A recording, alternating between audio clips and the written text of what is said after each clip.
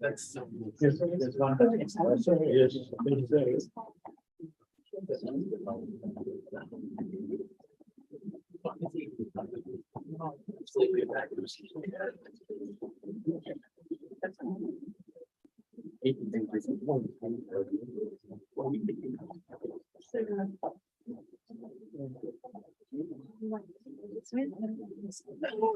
should work.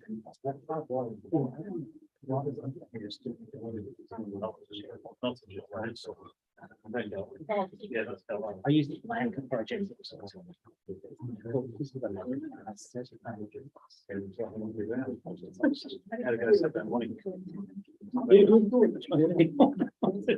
You need to let me know.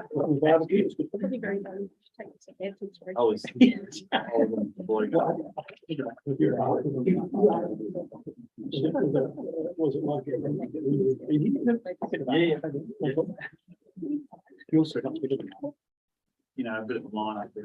That's easy. There's not pain on here.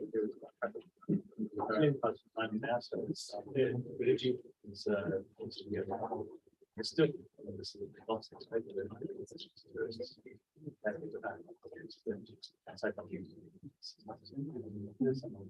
but yeah, it was good. Yeah. Sorry, folks, just a couple of IT issues, so we might delay the start by 1 or 2 minutes. It's getting It's getting the second screen to work, I think.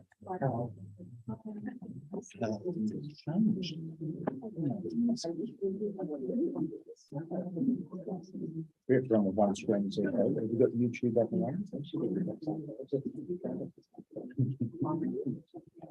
Yeah. That's good.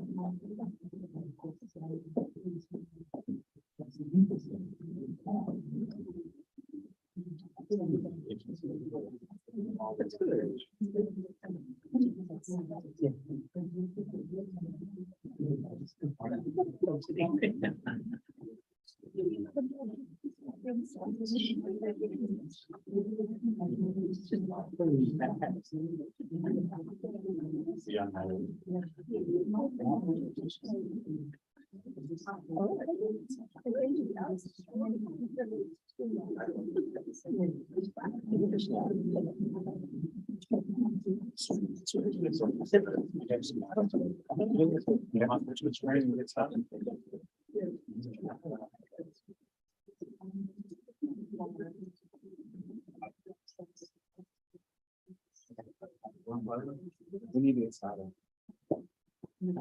Trying with one. For now, yes. Welcome, elected members, staff, members of the gallery, to the meeting for your City of Prospect for the 23rd of August. And in opening the meeting, I'd like to acknowledge that we're on the traditional country of the Kaurna people of the Adelaide Plains region, and we pay our respects to elders past, present, and emerging. We respect and recognise their cultural heritage, beliefs, and relationships with the land, and we acknowledge that they are of continuing importance to the Kaurna people living today. Also read you the council pledge. We seek wisdom and understanding as we face the duties of our human task, praying for the peace and prosperity of our city. Please be seated. And just a reminder that this is being beamed worldwide via YouTube, so if you're not accustomed to that. And also, we don't use a PA system in here. So for members of the gallery that are sitting back there, some of us are a bit softly spoken. So if your hearing's not 100%, mine's not fantastic, please feel free to bring your seat in right and form a new front row, because if you want to hear certain things, and that's what you're here for, then please feel free to move in a bit closer. So we'll get on with the business here. On leave, we have nil. Apologies we have from Councillor Harris. Declaration by members of a conflict of interest with any item on the agenda tonight. Are there any? Councillor De Backer. I'm going to declare a perceived conflict with 10.7. 10.7 local government election signage. My advice is that you don't, but then if you want to note that, that's up to you. Was it noted?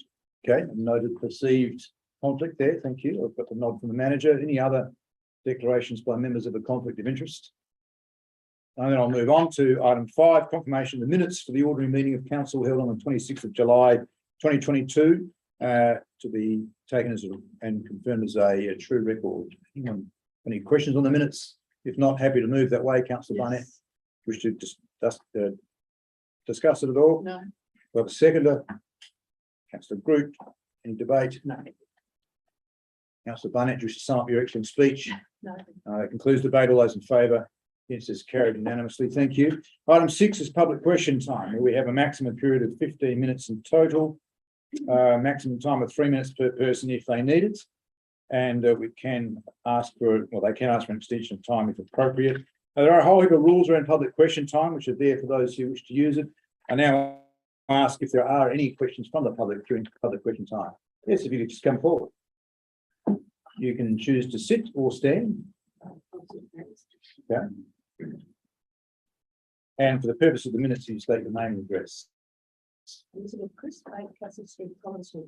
Thank you. And your 3 minutes starts now. Okay, and my question is, why are you doing up PAC reserve in a time of great monetary constraint when you've had to slash a whole lot of services due to the very expensive fuel at Broadview Oval for the football club? When there's nothing wrong with the reserve, there's someone who lives around there, and when there are 2 playgrounds in close distance to that reserve, where you've already spent a lot of money. It's a great question, and it's certainly not a council initiative. So, CEO, perhaps you could provide an answer if you can. Yes, through you, Mayor Lachlan. So my understanding is, Ms. Chris, that it was an initiative, a promise of the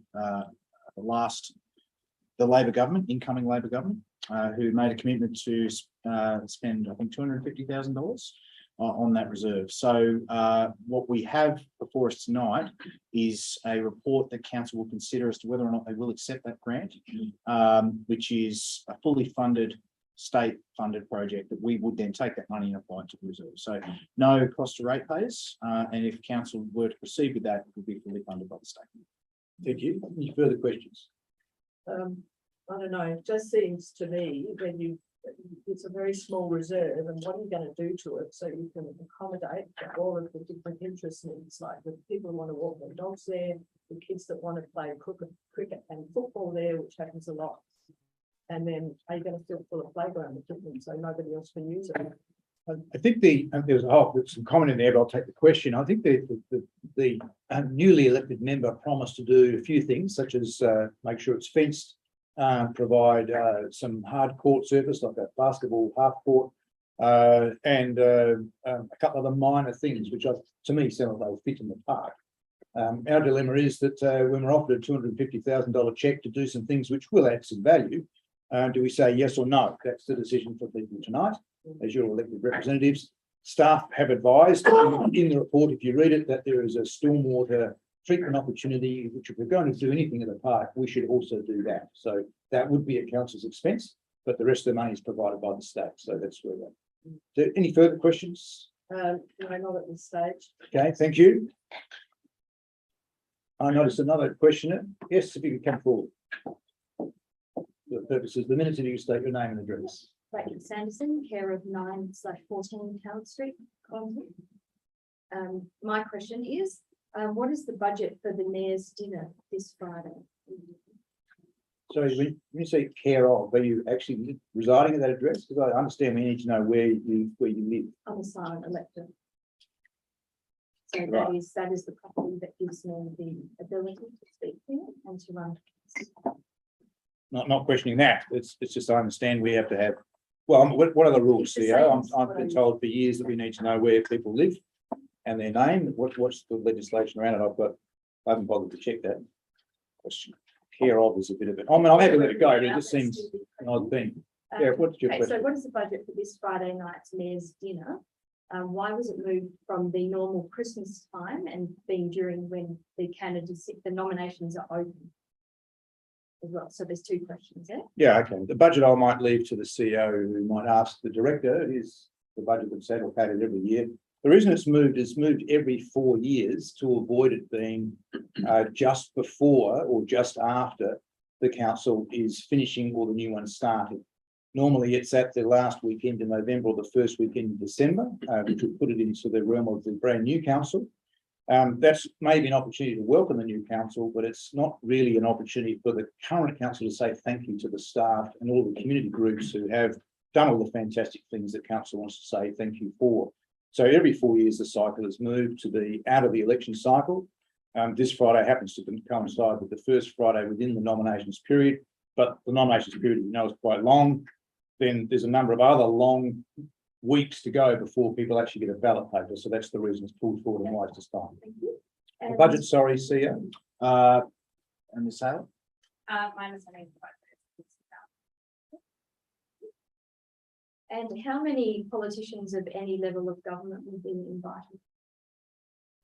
Yeah, I know the answer to that. I saw the invitation list on Tuesday. The 2 local state members are invited and the local federal member are invited. And the Premier is invited and will be represented by someone that the Premier has nominated. And is the City of Prospect planning to have a stand at the October fair? CEO. That has not been discussed through you, Mayor Lachlan. That has not been discussed internally. I'm sorry, So the question will around, be, if the council is having a stand, would all candidates be welcome on it, or do I need to get a stand, basically? I don't know if you have a stand planned and if all nominees.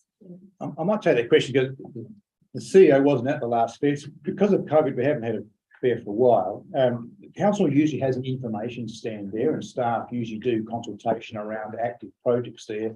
There is no location in that stand, or there never has been, for an elected member to be represented, to have a sign or whatever. But elected members can stand in the tent or outside the tent like they can in any place on the Oval. I understand that some elected members or some candidates have previously chosen to book their own stall at their own cost and share that cost.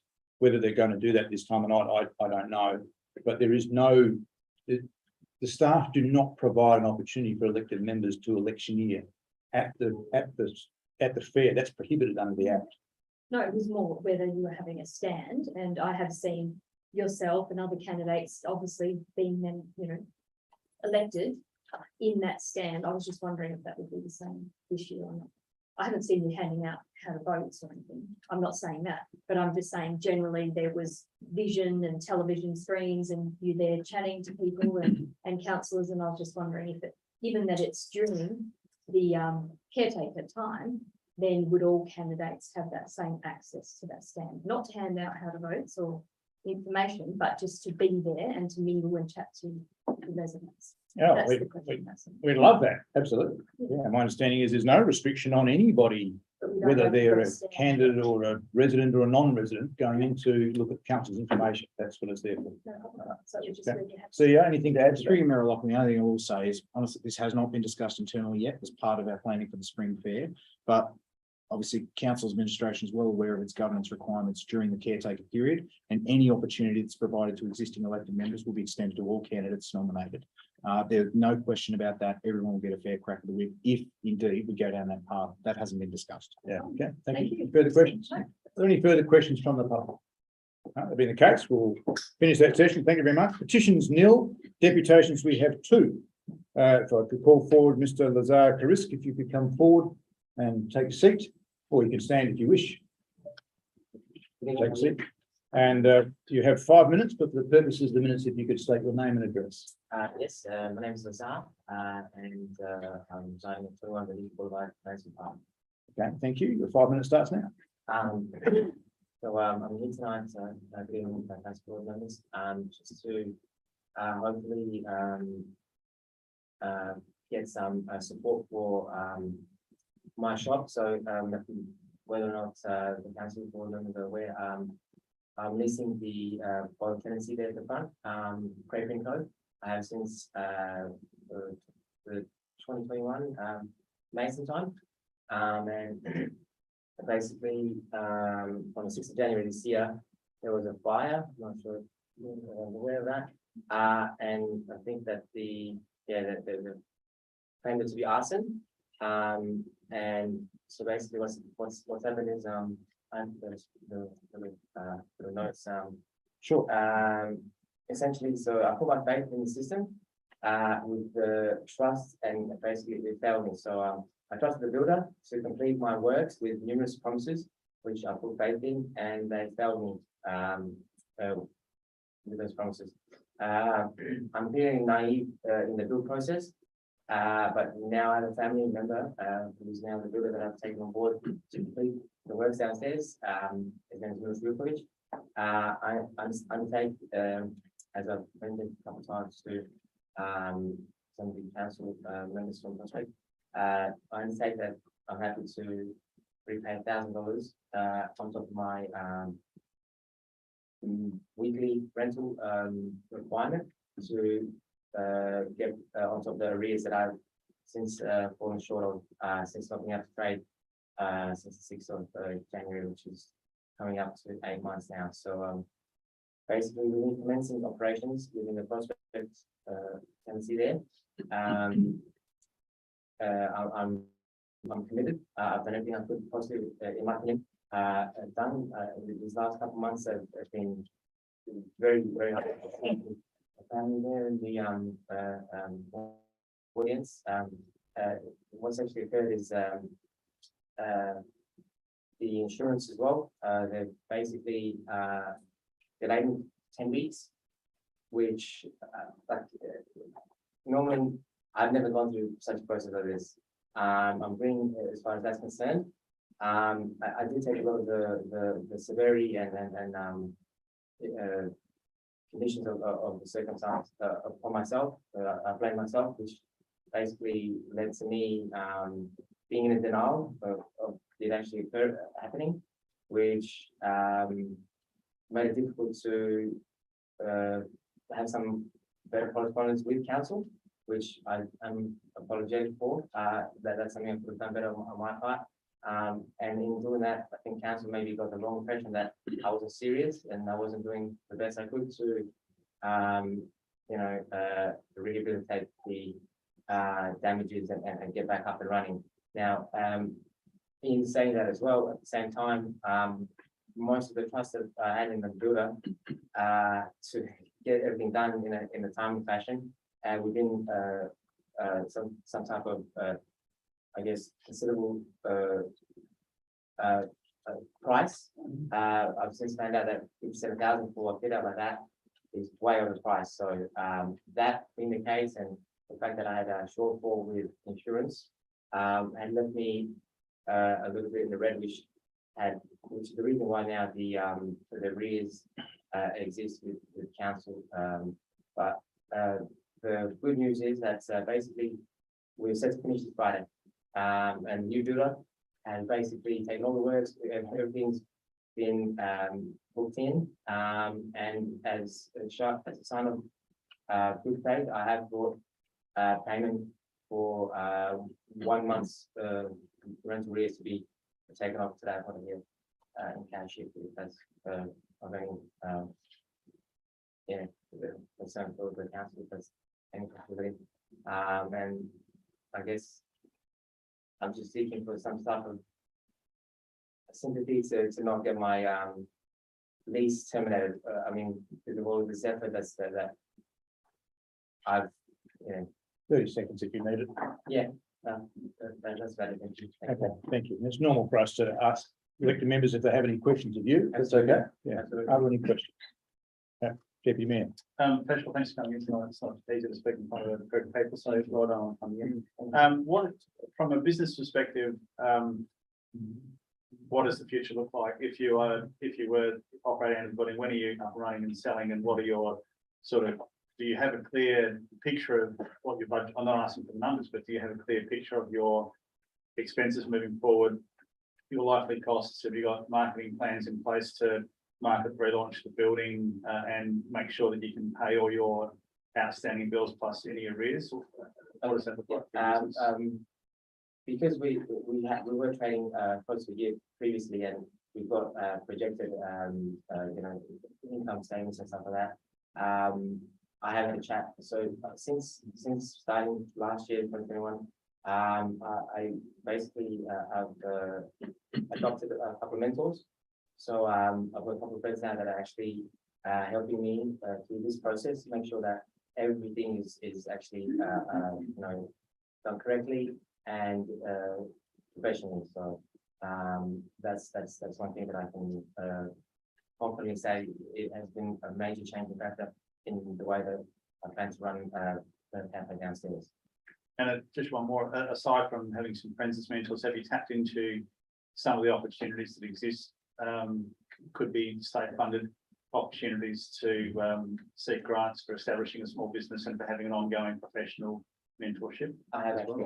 So there's a website, fee annually, and then it gives you a portal with all the current grants, government grants, stuff like that. So, but I understand that there's a specific way to apply for grants. So I'm in the process of finding out, finding a person that can actually structure my application for the grant. So, but I have made that payment and I've got that portal open. Now I've marked out a couple of grants that I will qualify for. So thank you for that. Yeah, that's actually really helpful. That's all I didn't know existed before. I've been in business for 7 years now. Thank Yeah. you. Any further questions?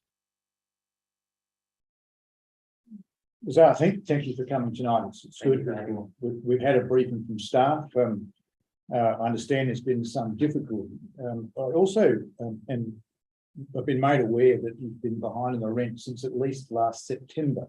Is that your view? Last September. Last September's rent, there was some shortfall in the arrears which we fixed up during this start of this year, even though when I wasn't paying. So that's been fixed up. But since basically, I never expected the repairs to take, the refurbishment to take this long. My expectation was 4 or 5 months ago to be open, and had that been the case, the rental arrears would not have gone this substantial. Thank you. I understand the difficulties since then, but I've been briefed that you were behind the rent in September and in October and in November and in December. And is that correct, or am I been not briefed correctly? Okay, I believe so. That is correct. Yeah, I did fall behind in those months. Basically because I was going through a hard time, and I know this is not an excuse. I was relying on my aunt at the time to do the accounts, and I know that's not the right way to go about doing running business, but if you go through a separation and the transition between relying on her to do the books and with the added stress of and the responsibility of running quite a large operation like I was downstairs, it comes to its toll. So that wasn't a reason, because funds weren't there. I have had chats with a CEO, Chris, before, and the takings and actually the shop does make decent amount of money. So that was my fault from a bookkeeping and management side. Thank you. Any further questions? Councillor Rick? Just on following on from that, and thank you for coming tonight. I'm sorry for what you've gone through with the fire. I can appreciate it. It's been pretty devastating for you. Having just heard you were behind by a few months before in that rent, what sort of plans have you got in place again, really, to grow the business? Because it followed on from probably Deputy Mayor's Larwood's question, because I guess I'm just trying to also understand how you're not going to be back in that situation again. And I'm not talking just with the fire, I'm talking about if you were the 4 months behind in the rent in the lead up to it, forget the fire for a minute. But how do you then get yourself back to a point where you're not behind again, sort of unfire related for your business? Because that's going to be pretty important for us to look at, I'm sure. I understand. Thank you for your question, Stephen. Yeah. Stephen. That's right, it's a bit small, right? No worries at all. So since all these issues have arose, I myself, speaking to a couple of my mentors now, basically what I want to do is I don't know if this is going to be doable from the council point of view, but I'll make a note of myself to do this for my I want to make sure that each month is prepaid. And I want to make sure that each week is actually set aside. So then there's no further requirement of arrears. I want to do it that way. And you asked what I've been doing differently. In terms of offering different aspects. of my Products, shop. growing your business, what are your plans? Yeah. So one thing that I didn't get a chance to roll out while I was running the shop was milkshakes, protein milkshakes. And we're actually going to do a new range called it's going to be the gym oriented people protein crates. A whole new range of that. We're going to expand our savory range and our sweet range as well, along with the packages, which toward the end of our tendency there for the machine used for packages, which is small medium-sized pancakes. That machine stopped working and we weren't able to get a new one because of the machines from Europe. When they get sent here, they get compliance to Australian standards. So that machine is coming back. So that's another product that's coming back in our offering. Okay, thank you. Any further questions? If not, thank you very much for your deputation tonight. There is no item on the agenda papers tonight regarding your deputation or any matter related to it. So you're welcome to stay for the balance of the meeting if you wish. But if you wish to go home and do other things, we'd understand that too. And your family that's come with you today too. Even though I haven't done anything like this before, I'm not so sure. What's the procedure going forward? I would suggest that you call CEO tomorrow. Oh, okay. All right. In terms of you having cash in your pocket right now, CEO, I'm not sure how you want to deal with that. It's Yeah. highly unusual, deputy, to do that. Can I just advise you that if you're going to do that, my strong advice to you is you would have done that already because there's been repeated requests to you to do so. I'm very happy to chat with the director, Director Pearce, on the way out the building, and he may, perhaps CEO, if you wish to resolve that matter just for tonight at least. Well, there'll be no acceptance of cash, Mayor Lachlan, tonight, so we can discuss it tomorrow. Certainly the position will not change between now and tomorrow morning. So Accepting cash or? No. Oh. All right, no worries. Thank you for your deputation. Thank you, you. man. Thank you, Sir. Thank you, Councillor. Okay, we have a second deputation tonight. We're blessed with two. We have Anna Graves, if you would like to come forward.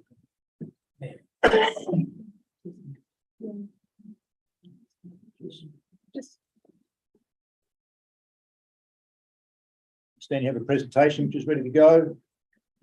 I think the changer is just there for you, and if you'd like to stand or take a seat. And for the purpose of the minutes, if you could state your name and address.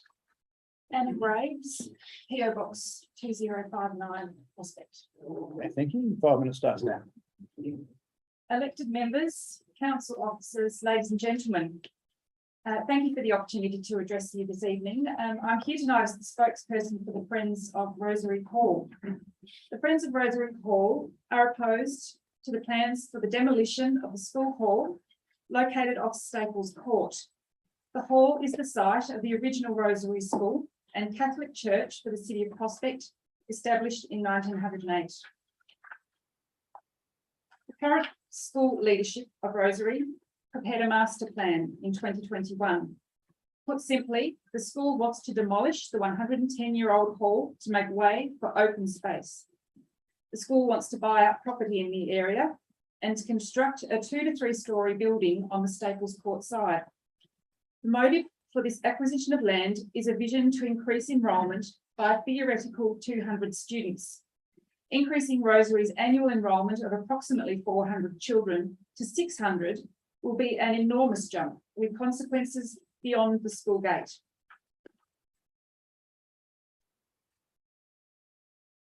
The hall will be transformed, it is said. The terms part or partial demolition have been used, but only the internal proscenium arch above the stage and some of the lower stonework will be left, and these will be exposed to the elements. I'm no architect, but I cannot see how the reduction of the hall to a ruin could possibly be described as partial. The students of Rosary will lose a fully equipped functional space, a sacred space where generations have experienced moments of grace and received sacraments, a space that is promoted on the school's own website as the only remaining building left from the early days of Rosary School. There is nothing wrong with the hall. It is still used extensively by the school. Rosary School has always been a highly sought after school that enables a high degree of scholastic success and pastoral care precisely because of its size. When the fact of the proposed demolition was revealed, just check that I'm on the right slide. No, go back. The response from those in shock was essentially, how could this even be contemplated? And isn't the hall protected? In truth, nothing stands between the hall and the wrecking ball. This is in contrast to other buildings, younger buildings in the city, which have been detailed in heritage surveys and added to the local heritage register.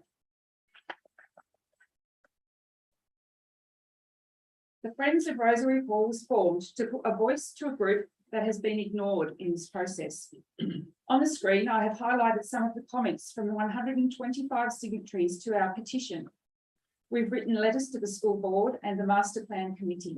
We have received publicity in the Advertiser. We have spread the word on social media, but we have received no response to this from the school to our petition. But we continue to get people signing up. So what is this all about? Rosary School was established in 1908 and the building was home to the original parish school and the first Catholic church in Prospect. At the turn of the century, demand was growing for a church and school for Catholics in Prospect. Land was purchased by the church in Gladstone Road and a small group of Dominican sisters from the UK opened the school. Such was the influence and contribution of these formidable women that 110 years on, students, including my own children, would give thanks to the Dominican sisters at each assembly. 1 minute if you need it. Thank you. The hall connects the past with the present, and no amount of manufactured reflection in a contemporary way will replace the gratitude that comes from genuine experience. Rosary Hall has a connection with significant figures in the history of Prospect and our state. The hall was built on land purchased by Prior Robert Spence, who went on to become only the third Archbishop of Adelaide. Spence's successor at Rosary, Father Vincent Candler, was the first Australian-born Dominican priest to be ordained in this country. At his death, he was described as the priest of Prospect. Sporting houses at Rosary and Blackfriars bear the names of Candler and Spence. The original school church building was designed by Woods and Baggett and built by John Joseph Lee. Each were prominent in the state and responsible for remarkable architectural works that remain to this day. Rosary is a far more modest example, but therein lies its significance. It was built by these eminent craftsmen, not for financial gain or notoriety, but to add to Prospect's growing Catholic community. You need to 5 minutes. Do you need an I extension? do, For how long? 2 minutes. All in favour of a 2 minute extension? It's granted by legal meeting. Thank you, elected members. Though small, like its far grander cousins, such as the cathedrals, the hall has stood the test of time.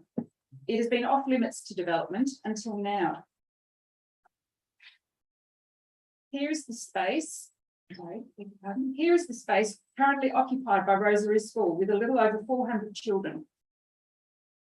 Here is the space occupied by Prospect Primary School, whose enrolment in 2021 was 627.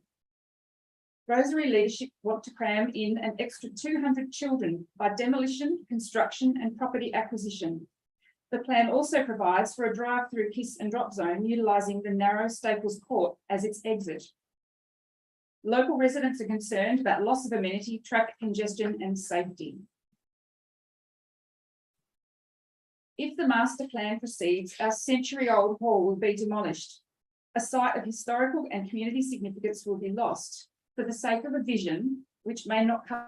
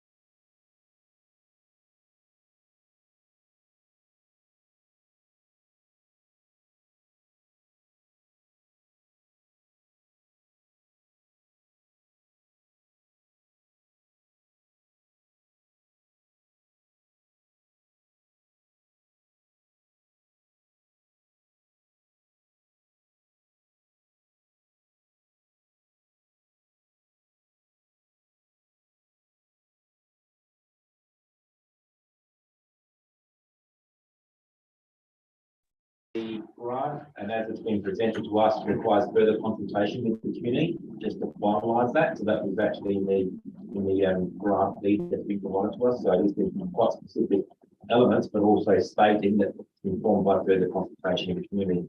What we've looked at here is an opportunity to, given that we had this allocated in 23-24 for concept design, given that we had identified this site in our stormwater management plan as a potential water quality treatment site, let's just bring that planning forward and integrate this in a reasonable manner, and actually might end up saving the council some funding in the sense of what we're probably going to do in a couple of years' time anyway, in terms of improving the quality of existing grade areas.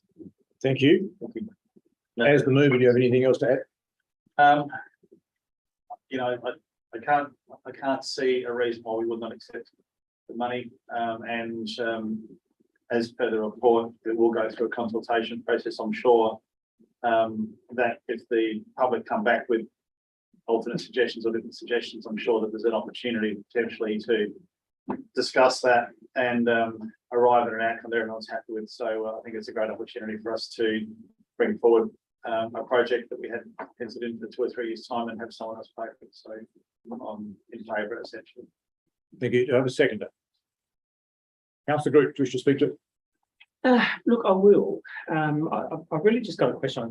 I think the report makes a lot of sense, and I think it's fantastic to be given funds to upgrade a park in this way. But I'm just trying to understand the use of the $15,000 from the Matthew Reserve planning component. What that's going to go into in this project, because on page 34 of the agenda, it talks about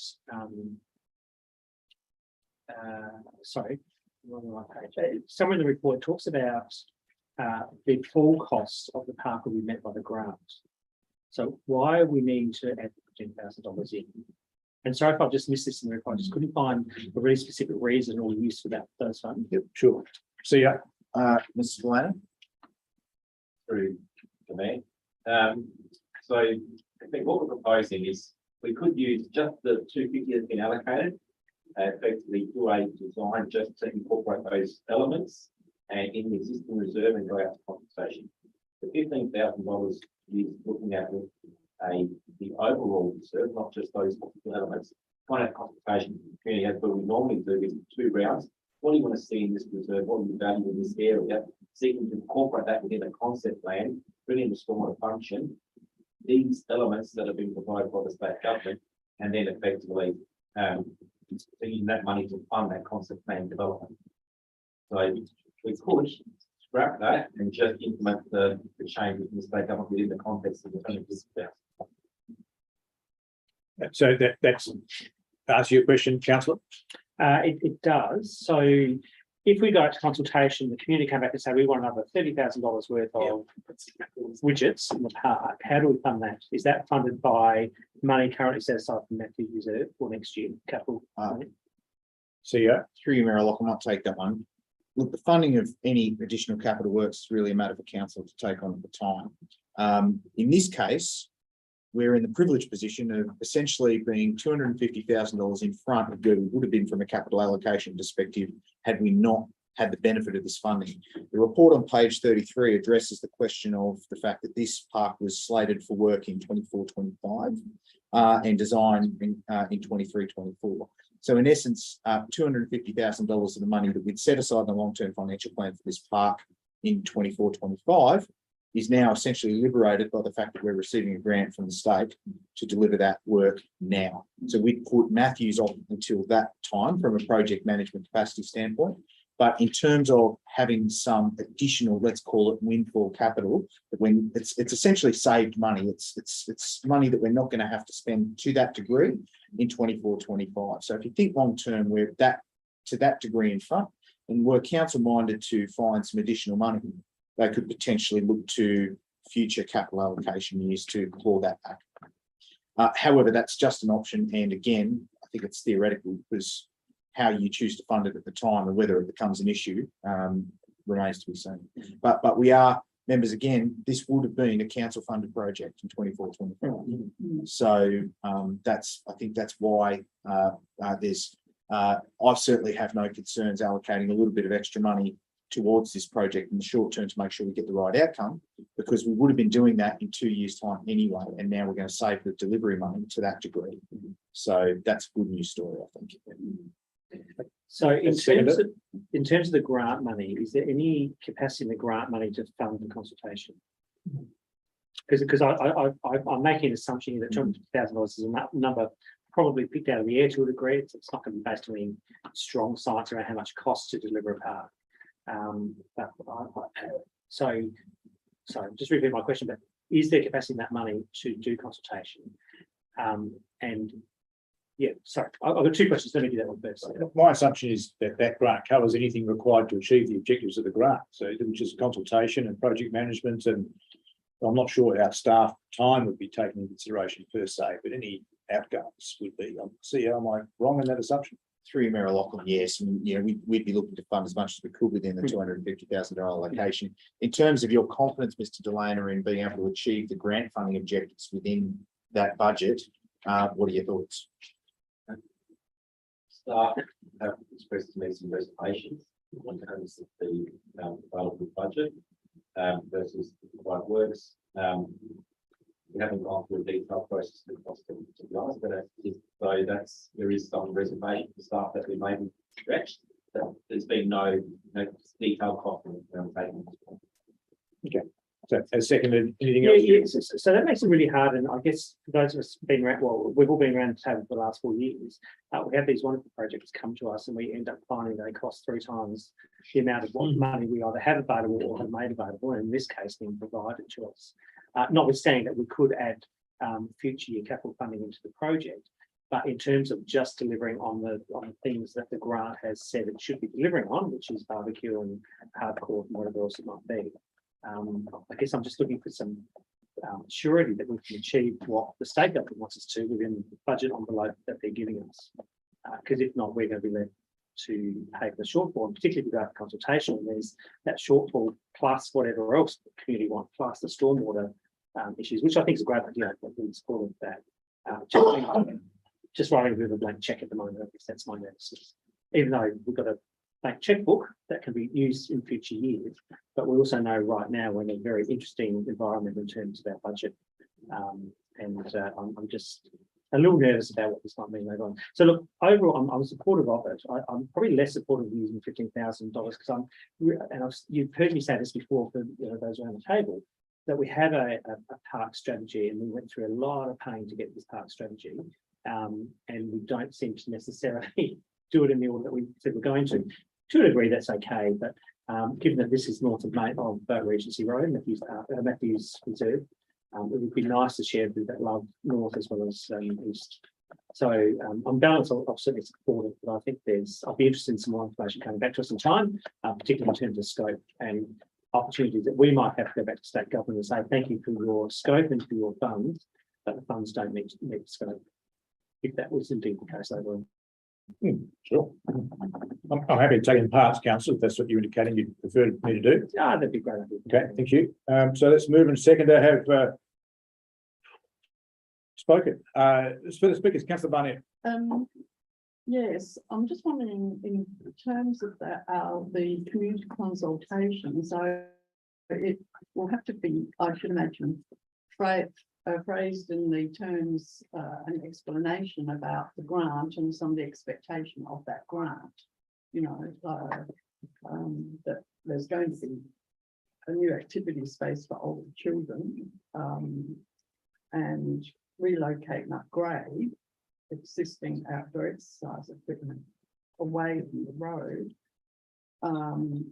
I don't have much problem with constructing the fence for say the young children and the barbecue facility, but it's very small park, really, very close to the neighbours, and with the use of the Nailsworth, I assume they would be asked to comment as well, because some of the current users of the hall might want to have to use the barbecue facility or whatever.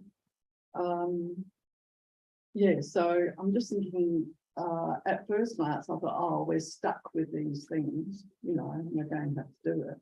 But in reading it much more closely, I can see there is like a bit of wiggle room to with the what's happening there. Yeah, and it's, as been pointed out, it's something that we haven't had the money before, so I think we should accept it. And yeah, go ahead with the costing of it. I think it would be very important that we don't raise expectations with the community consultation. It's more or less saying, well, look, we've only got this amount of money. We've got it because of these reasons, and that we're looking to have this, and this. To me, I think it's about more where things are going to be placed. You know, because you don't want, say, the barbecue and noise. If be about the choice of the older children's thing, like, you know, having the basketball ring and bound, you know, all hours of night. We've seen before in other council areas and in the media, you know, the problems with those. Yeah. So, yeah, I'll most probably be supporting it unless I hear something that is different. Thank you. Any further speakers? Councillor Tobacco. Yeah, look, similar to Councillor Barnett, I think probably the one thing maybe throwing the community would be the reference to the basketball ring. I think we assume all older children play basketball. Our own older children in the family, they tend to be happy with a USB charger. You know, so maybe that could be the provision for older children. I don't know, but I think we could. I think that could be a big ticket item. And I think it needs to be explored given the proximity and the density. So we can't just put in basketball courts because that's the box that's ticked for older children. So if we can be more creative around that and also more creative around the pricing for that sort of infrastructure.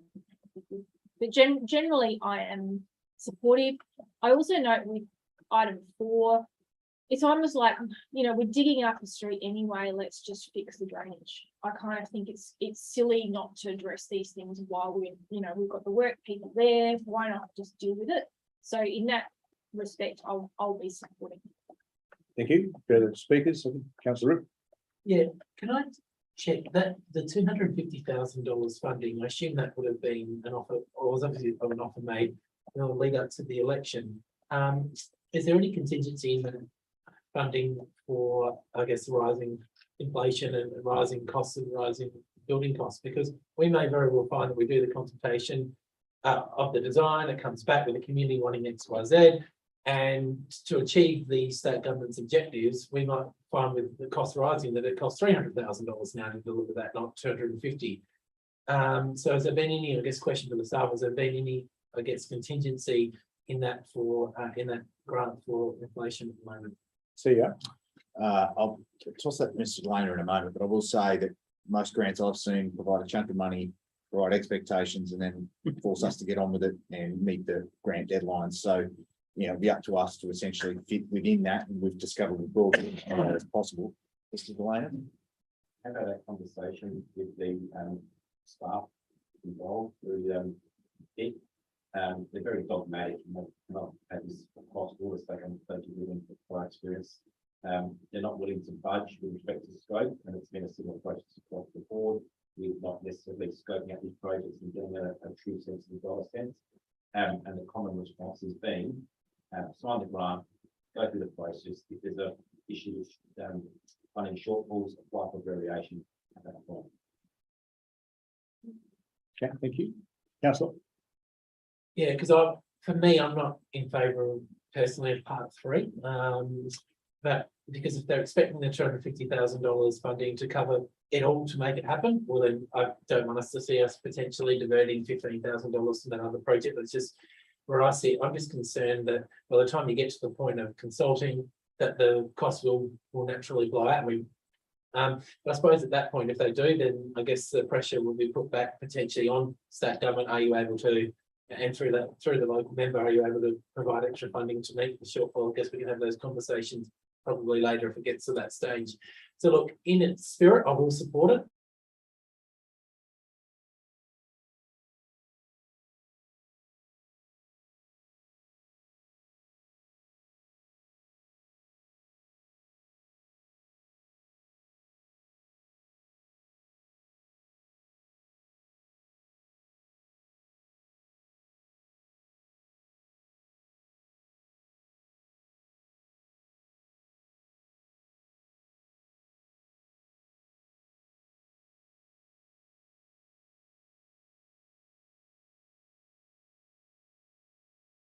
Matthews Reserve.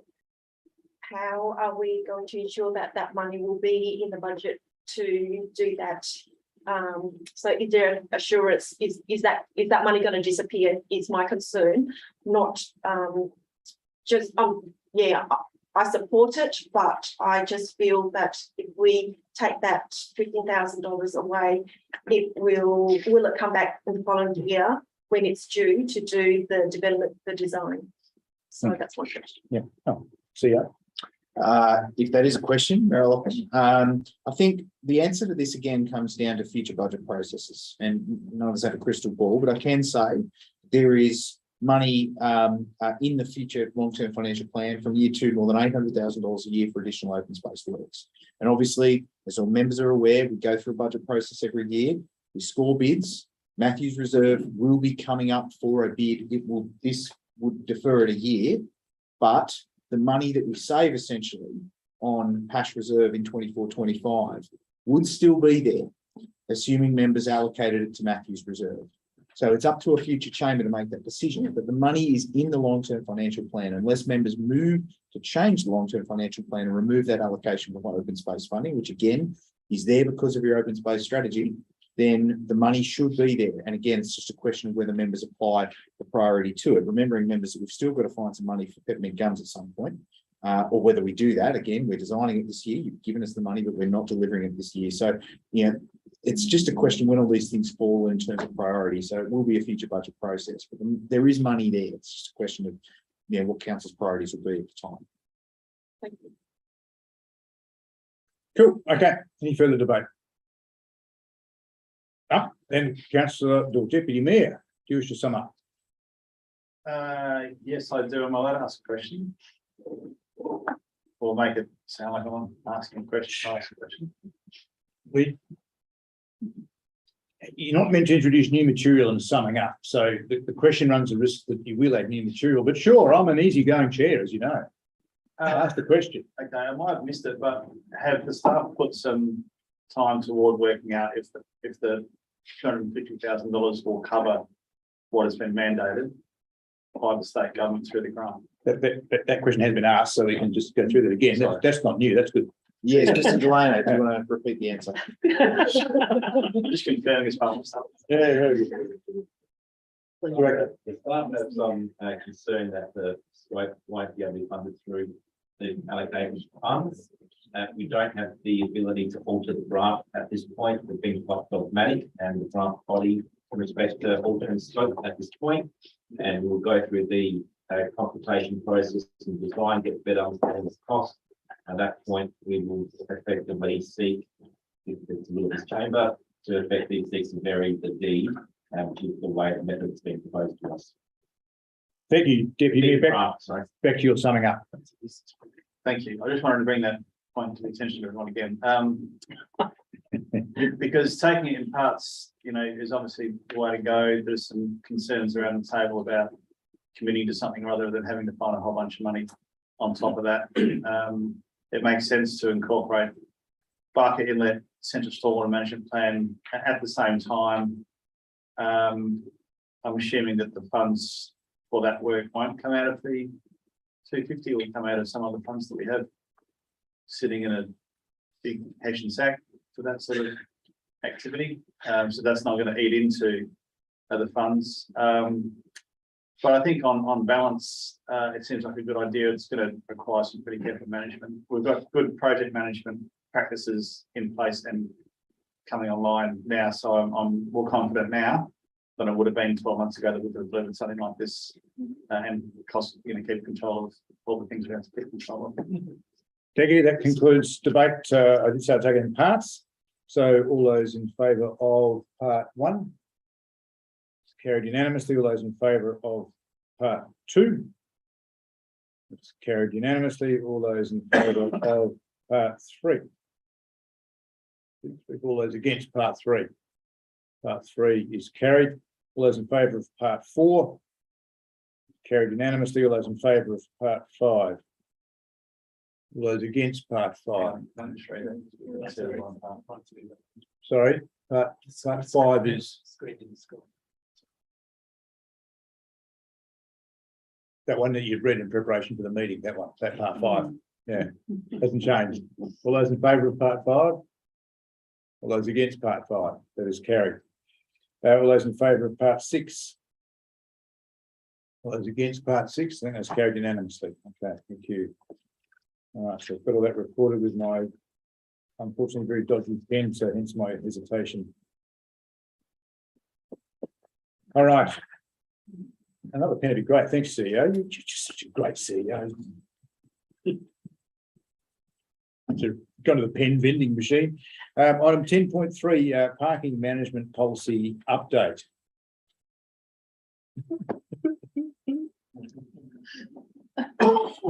Sorry, that whimpering wasn't meant to be audible. I just note that there is an update that's been provided, given a bit of feedback that came through. There is a foreshadowed amendment. I just sense that there's probably going to be a bit of discussion here. People will just, I see some nods about suspending meeting procedures, just to allow that just to be fleshed out. Right. Okay. Then all those in favour of suspending meeting procedures until 9:30, should we require so? All those in favour? It is oddly unanimous. That's doesn't all go well. Okay. All right. So, CEO, perhaps just if you could start by just giving us just a quick update on the changes and why, and then I'll move to take questions from people. Yes, so through you, Mayor Lachlan.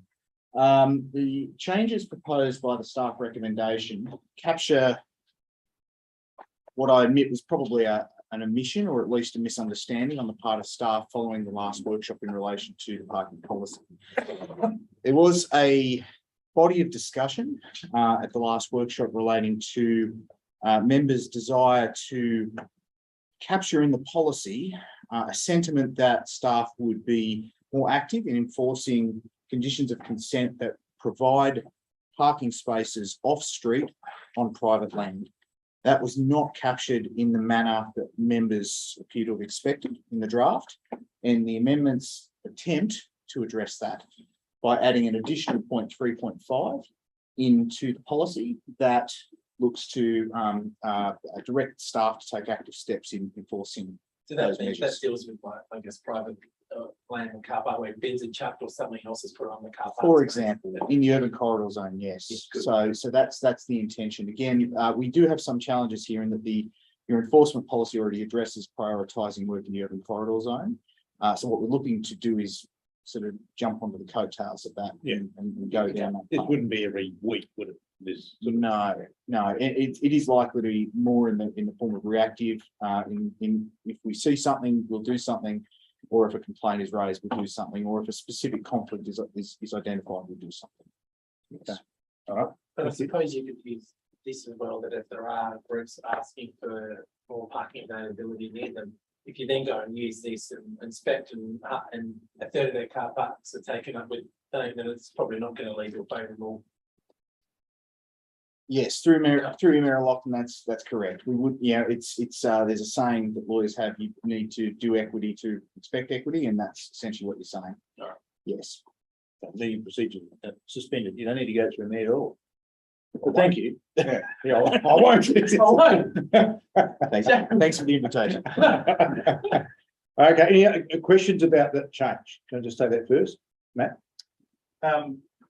I think it's I just wanted to ask, I know I've read up about what particularly the long paragraph means in the report, but CEO, would you mind just telling me, can you give me some examples of exactly what that looks like? Are you talking about people putting bins in the car parks that are part of between Rose and Myrtle, or in the actual backyards of people's businesses in that particular area, that there's an expectation that they will use that land to provide parking spaces for their customers, and then that's promoted and advertised? Can you just make it super clear what that makes? Sure. So within that urban corridor zone, where you've got, generally you're talking about commercial and retail developments that have been approved with, as a condition of their consent, the requirement to provide on-site parking provision. Now, those conditions can take many forms and obviously could be in some cases decades old. But where those conditions of consent require the provision of those on-street parking spaces and where there is scope for council to enforce the ongoing non-delivery of those spaces, for example, they're being taken up by building materials or bins or what have you, skips, we can, within reason and provided we can, identify the appropriate condition of consent, we can take action in relation to those issues. And what's been discussed around the table is that would be primarily a reactive process based upon local issues or complaints being raised or things that staff that come to the attention of staff. It wouldn't be something, for example, that we were going out and doing, repeated audits of this. It's an exceedingly difficult thing to do, pulling consents that are in some cases 40, 50 or more years old out of archives, having to troll through property records to find the consents and then locate them. But if we are aware, because we walk down the lane here, that there's a particular property that is clearly has a bunch of on-street parking, they're not making that available, and we are aware, for example, of complaints from staff working in that premises that they can't find a parking space, that might be a scope for us under this policy to look at that and say, actually, that's not a fair comment, and we might actually look at your unwillingness to make those spots available as you're required to under your consent. So it sounds like a fairly comprehensive process. It sounds like it's possible that there's a lack of awareness among some business owners that actually exists as a thing that they have to comply with. Do we have it? And we wouldn't have any concept of in total how many parks that could add overall if they were all being properly utilised, because we'd have to do our research on each one of the situations, go back and find the original licensing or leasing, whatever it might be, and then work with the business owners to ensure that we come away with an outcome that everyone's happy with. Assuming they're willing to, yes. It would be case by case. Some issues would be much easier and clearer to define than others. But look, I think the obvious place to start would be if you see, or if we become aware of, and sometimes you just need to open your eyes, parking spaces that exist on private land that are blocked, and where we know that there are critical parking conflicts, in particular where we all are aware that tenants or staff working in that building can't find parking spaces and have complained, we've had complaints about that. That might be a first step for us to investigate that. And again, we're going to take an education approach first of all anyway. That is the approach of our council. So we wouldn't be knocking on the door with an expiation. We would first go to them saying, look, come on, your staff are complaining here they can't find parking spaces, but you've got 3 parking spaces here that you are, you've got skips on. Let's consider whether that's appropriate. Just 2 things I add to that. We've had some pretty, serious complaints about our parking controls in recent months. And a couple of those have come from local businesses where their landlords, their own landlords, have allowed car parking spaces for them to be congested with other things. I know, because I've gone and investigated thinking, why is there a problem? Oh, here's the problem. Shouldn't be our problem. Second thing is, when it's on private land, our parking inspector, our community safety officer, doesn't have the tools with which to put an expiation notice on a bin or a skip, because it's not on public land and they haven't assigned their rights over to our parking inspectors. So we need, if we want to have a comprehensive parking policy, it also has to deal with the stuff their inspectors can't do, which is look on private land for what should be provided as a result of the planning approval. Some of it's dead obvious. Between Rose and Myrtle, they're all line marked as they were when the LMA was done, Christina and Oak 25 years ago. And if they're full of something else, they shouldn't be. One of those complainants was here and put up a pretty good presentation, I thought. Someone in the audience was responsible for 5 car parks being blocked that didn't need to be blocked. So the staff got onto that and they agreed to shift their fence. They weren't doing that conspiratorially, they just didn't realise that, oh, right, we shouldn't do that. So we need to be able to let the staff know that on-street matters, off-street also matters, because if you don't have your off-street right, it becomes an on-street problem. They're connected. Does that make sense? Yeah. So anything? That answers the question. Thank you. Yeah, thank you. Alice. Yeah, thank you. Look, I'm glad this is in here, and look, there's been some correspondence back and forth about, you know, enforcement being difficult. And I'd probably counter that with saying, why have conditions if we don't enforce them? You know, I mean, and, you know, referencing what the deputy mayor often says, we're a smart city, so why aren't we doing it smart? You can get near maps, you can do a desktop study, you can easily see who's not got capacity parking at certain times of the day and what's in their backyards and all the rest of it. I think we just need to be smart and say, we do enforce in the city of Prospect. And that will certainly get people's attention, because, you know, the development plans and the development rules are there for a reason. And I've sat on the CAP for several years, and it's to reduce impact, you know, to the community. And really, obviously there's legacy things where people, you know, can't provide parking or whatever. But I certainly think, you know, looking at the urban corridor zone and where it's part of the development plan or their approval, they should be looked at. So I think we can do things smarter, and a desktop assessment could be one way of doing it. Yeah, so we'll leave it to see how to work out method. Let's take are there any more questions on any technical questions? Can I just ask why this type of approach is only for the urban corridor zone? Because right across the city, we have, you know, schools, we have child care centers, we have, like, as part of the integrated transport plan, shouldn't this actually be a wider problem than just the urban corridor zone? Because in the east, I can think of Nailsworth Primary, all the schools are a major problem, and people park illegally or deliberately all the time and drive inspectors nuts. We've seen that. So I think this is actually a wider city problem as part of the integrated transport plan, not just on the urban corridor zone. Okay, so this extra is specifically about private land that should be car parking, not being used as car parking. But your question is still valid. CEO, is there a reason why it's restricted just to urban corridor zone? 100%. There's two reasons. First being your urban corridor enforcement zone prioritises development consent enforcement in the urban corridor zone. And essentially our compliance officer is 110% committed to that right now. So we can tack this on as a reactive piece of work on top of that.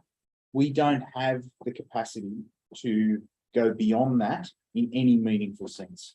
And my very firm commitment to all of you is that I will not promise what I can't deliver. If you want to increase our enforcement resourcing, then we can absolutely expand this piece of work. But we just, and staff, I really did explore this pretty carefully with them to see whether we could do this without essentially forcing us to ignore your urban corridor enforcement zone policy. We can't. We just can't do it.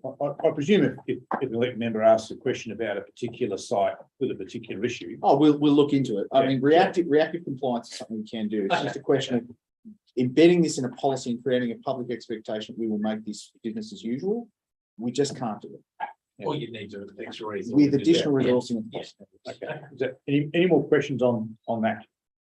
Because I mean, the reason I ask that is that I'm well aware that, you know, car parking spaces are taken up when they should be right across the board, not just in the urban corridor zone, and that's where I was thinking we could look at this as a wider issue as well. Yeah, that's okay. Christine? Yes, with this, does it include like signs like parking at rear of premises, or, you know, just some of those things? Only a few, very few of our businesses actually have, you know, like a direction that there are car parks at the back. Just this sort of. I think unless it's a condition of their approval to have such a sign, I don't think we've got any leg to stand on there. That's true. And the real challenge here, members, it comes back to something Councillor Backer mentioned earlier.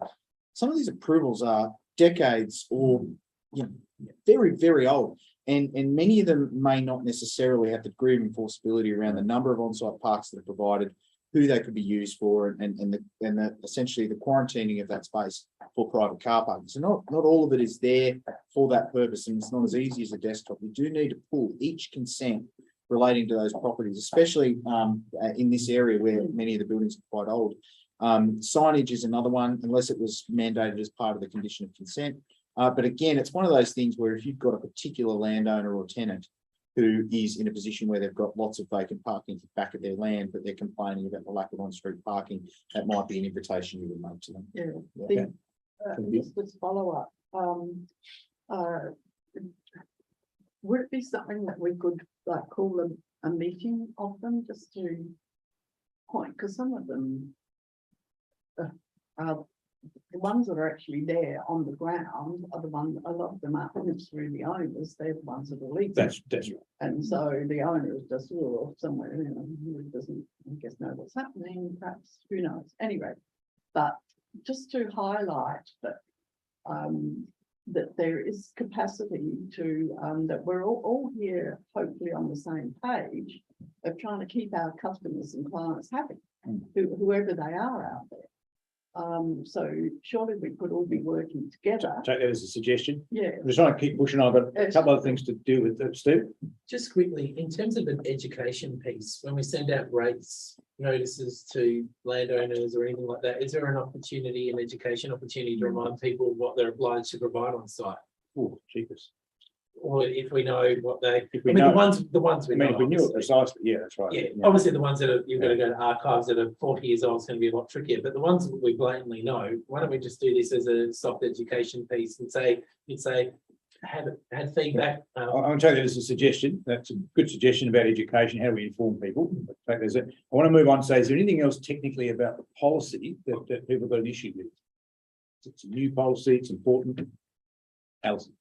So I had some suggested words, but I don't know at what point. Oh, thank you. So I didn't know if you were hiding them for later or something. No, happy to. And so through the chair, not through the chair, I'd like to add the planning manager regards to the wording of multi-unit residential. Does that, because I've been researching interstate and also Unley has a grandfathering clause, and it makes total sense because clearly the up to date planning, it's sort of around the 2013 date.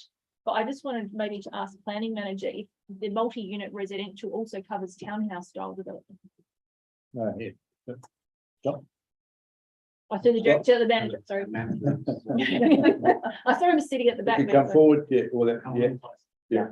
Through the chair, I would read multi-unit residential building as being a single building comprising multiple dwellings. So for Bushing townhouses, I would not read those as being multi-unit residential. Okay, because I would suggest, what wording would you suggest if it also includes townhouses? Through the chair, in the context of the waste management policy strategy, whatever it was, bringing this around multi-unit dwellings or developments, the MUDs, whichever word it was. No, it wasn't MUDs, it was multi-unit Unit. dwellings. Dwellings. Single dwellings? I think it would make sense to have a similar terminology across that whole. Yeah, and this is the thing, so it kind of matters right now.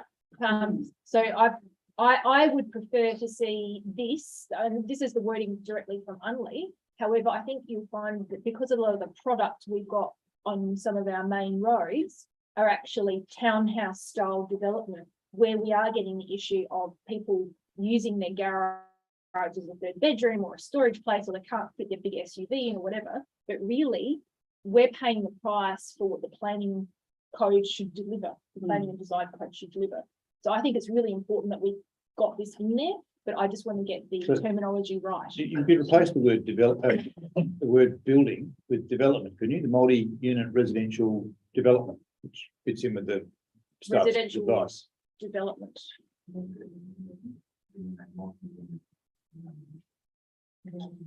Oh, oops. Of dwellings within. Just lost all the front bit. Within a multi-unit residential development. So someone says, I've got a townhouse, it doesn't apply to me. I'm just wondering if we need to put the word townhouses in there. I mean, personally, if you think about all the subdivision across the whole of our area and the loss of on-street car parking, say areas like Broadview, I'd actually just say development. That's how far I would go. Others may disagree. So I think where we're facing it most is the multi-unit residential. So if we just strip it back to its bare principle. Yeah. So the intention, as I understand it, Alison, is that you're saying, look, since 2013, you should have, even for a 3-bedroom house, Yeah. have 2 car parks undercover in a garage or carport, and 2 out front of that are off the street. So 4 car spaces off the street. It's just for a house. Yep. Townhouse should have 1 and 1, maybe 2 and 2. An apartment should have, under the state's rules, 0.75 of a car park for a studio apartment and 1 thereafter, okay? So it is interesting just to restrict it to multi-unit because I'm not sure that it should be. But the idea is that even those family homes could turn their garage into a gym and in fact become a little business saying, I'm your personal trainer. And then say, well, I need to have a residential parking permit because I can't fit my cars in my property because I've got a gym. And I think the intention is we say, well, you've had to comply with the parking requirements for a house your size, so we're not going to give you a permit. That's one angle. Second is to say, well, let's take it to townhouses. If you've filled your garage up with cardboard boxes and you can't fit in your own garage, that's not a reason for us to give you a permit. In fact, this policy says you just won't get one no matter what your circumstances, which is going to the other extreme. Okay, so I have seen this in other places as a way of saying to developers up front and purchasers, you won't get a permit. So there's a few questions around this still worth exploring. Is that as I've got that right? Well, yes and no. I mean, so I'm just, so one first question is the wording, multi-unit residential development. Does that include unit apartment buildings and townhouses? So right now, as the senior policy officer of this council, I would interpret that as meaning yes. Anything that has anything strata basically, or even Torrens title duplexes of that nature, I would suggest that we could enforce. Is it best to outline it in this? You can always go into more detail, but that has its own risks attached to it. Right. A policy document is something staff need to interpret and apply. Ultimately, we've written this. I think we certainly, we've attempted to capture the intent that you've put forward. On certain staff. I thought if you split a block into 2 that you'd fall within that remit. Is that how you'd interpret it? Well, multi-unit residential development to me requires more than one dwelling on a plot of land. It could be strata or torrens in the form of a duplex, but that would be how I would interpret it. And if that's not how members intend it to be interpreted, maybe you do need to add additional detail. Ultimately, again, we have to be comfortable. You have to be comfortable that we're interpreting the policy in the manner you intend. That's what I'm suggesting. You could simplify it to say any development from that date or a date. Yeah, well, that would be my intent. Any So, development. any development after 1st of November 2000. Yeah, that would be simpler. Then it's Yeah, very I easy. think so. Commercial, residential, industrial, any date after. Yeah. Okay. Because it only applies to residential parking permits because they're the only ones for whatever. But obviously there is a That's true. variable if it's for disability access parking. So that's why I also asked for in my initial. Because the emails are going everywhere, Yes, but unfortunately that was. Challenge with disability access parking is not really addressed by the policy. It's a separate issue. And So if you can remember- ask for a residential parking permit for disability reasons. So this doesn't exclude you from that. That was my email. That would need further wording and would need to be pretty fleet of foot on that. Yeah. Special use. No. Temporary special use permits are separate from residential parking permits. Right, okay, that's They good. are separate. Okay, so we could simplify this. All right, so there's, people understand the intent. Are there any questions about it? I'm happy to run it as an amendment. It's a fairly significant change, but people understand the intent of it. Anyone got any questions about it from a technical point of view? I'm just trying to understand, this is a fairly blunt policy instrument that we're proposing here. Is this looking to apply, are we trying to influence developers of properties coming into Prospect saying, actually, if you're going to do something that's not going to account for the gym or an upper room to store boxes or whatever it might be, or is this focused much more on the residential occupier saying you might have a gym in your carport now, but you're not going to have it in the future if you want to have somewhere. I'm just trying to work out who are we aiming this towards. Is it developers in the future? Because this goes to the date issue for me, or is it existing occupiers now? So it's basically, you have to incentivize people using the off-street parking. And at the moment, we've got no policies that does that. Because they're always park in the street. And then if you get more and more people parking in the street, you want to turn those people over, then, oh, it's getting harder on now, I'm getting fined and can't get a permit. Maybe I'll actually clear out the garage and use it. So I think this is the thing, it's really just trying to encourage people to use their off-street parking. Yeah, this is for staff, and then broader to explain what's going on, but staff may get an application from someone who has had approval for a decent garage and a decent forecourt or whatever, to say no, on the merely on the grounds that you'll develop that for a certain date, you're not eligible. We might need to extend the time or go back into session. So, apologies, folks. You need. Sorry, I Can't. Seek leave to extend until 9:40. Should we need it? All those in favour? Against is carried. Oh, you're against it, but you want to ask a question? absolutely. Maybe what I'll do then, Mark, is ask if there are any other questions before I come back. to You are. Happy for you to ask that. Are there any questions about this? And I'm happy to run it as an amendment. Councillor Back will put it up as such. Councillor Barn. Yes. Where the home businesses fit in? Physically, well, Well, technically they need an approval. They need approval. They can try and run without an approval, but if our staff get asked a question, they say you need to get that approved. You need to prove that you're not having a deleterious impact on the local amenity. oh, that's good. I know someone should be asked. Well, you can report them and start. I mean, that's the process. Yeah, and would this prevent, well, I'm thinking, an example in Allen Street, they're townhouses. Yep. Yeah, or apartments. Yeah, where I was surprised to see that somebody's running business. And so all the cars from the business are taking up the street, the car places in the street. Yeah. So with that, Statewide rules allow you to have a business from home. No problem with that. But there are restrictions on what you can do. And we can get the planning staff to advise us on how they assess it, but they're entitled to run it from home. There's no problem with that. It's the impact of that. well, it's, yeah, they can run, I don't care if they do as much as they like online. But it's the ones that have all their customers coming and. Yeah.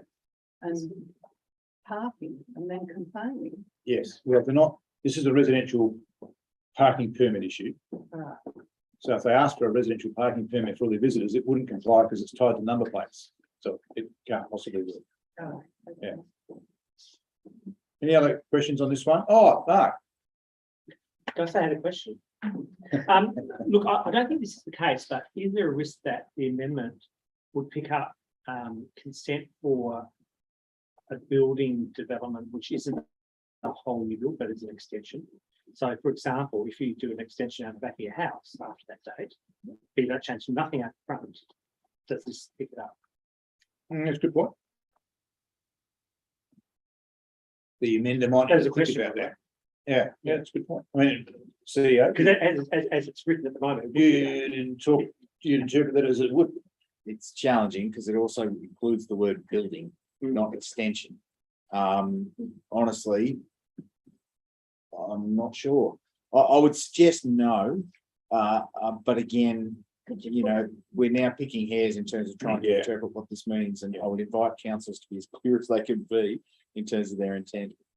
If that is, something you want to clarify, then now's the time. The biggest issue I have is that once you get parking permits out there, it's very hard to take them away. I'd rather have something strong that we can water down as, we can work things out. Good point. But what Mark's making is you could be in Highbury Street, no car park at all, no garage, do an extension on your bedroom at the back. All of a sudden the CEO says, well, you're now not entitled to a permit because you built a bedroom on the back. Or you're running an Airbnb. So no, of new dwellings within, it says the new dwellings within a development, it doesn't make sense. Yeah.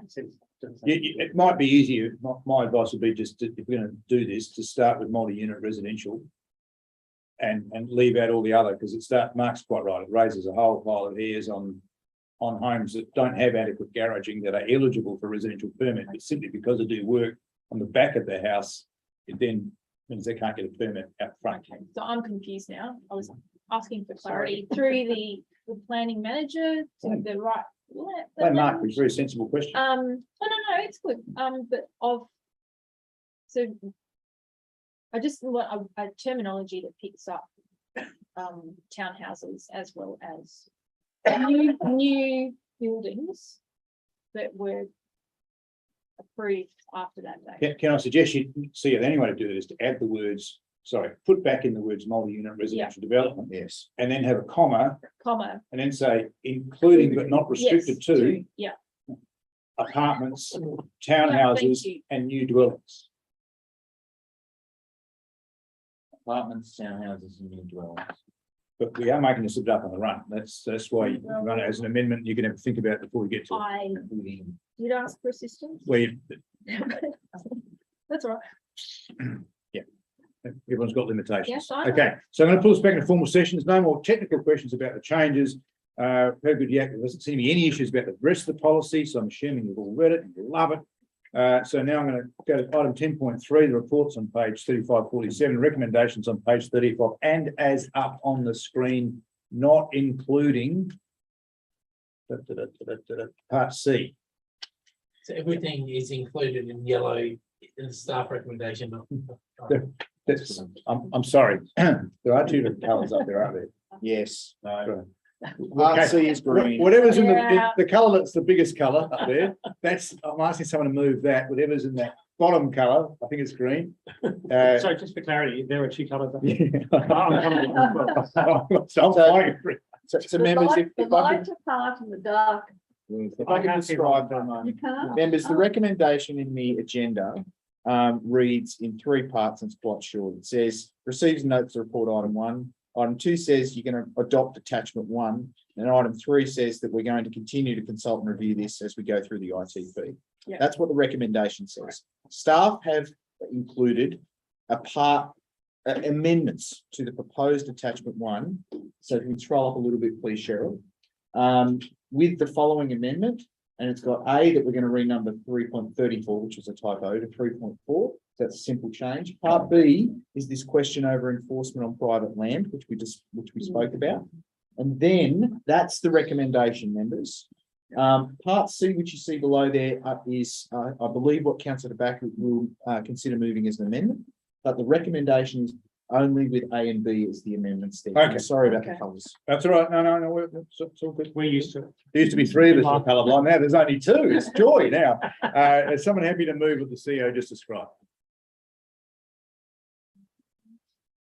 Come on, who's going to be? Are we moving an amendment or are we moving absolutely everything, no matter what colour it's No. follow and?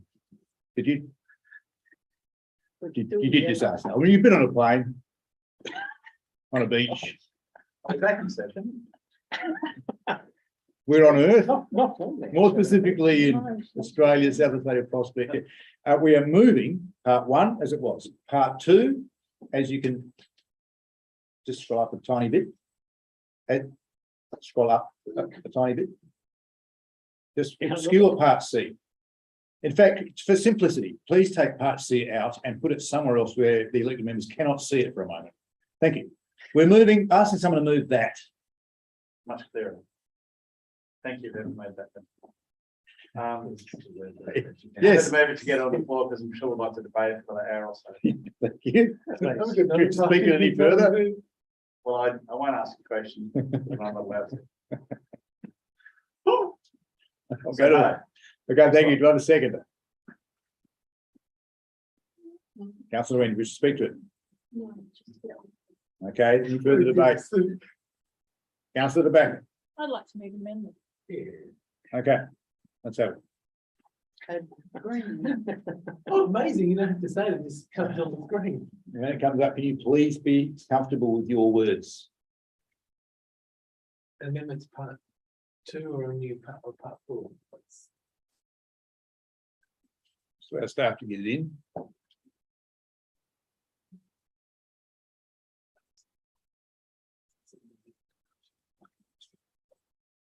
Well, it's an amendment to the policy.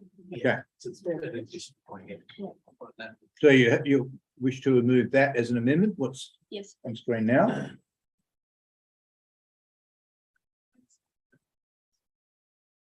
Okay, do you wish to speak to it? yes, I would. Look, thank you for indulging me.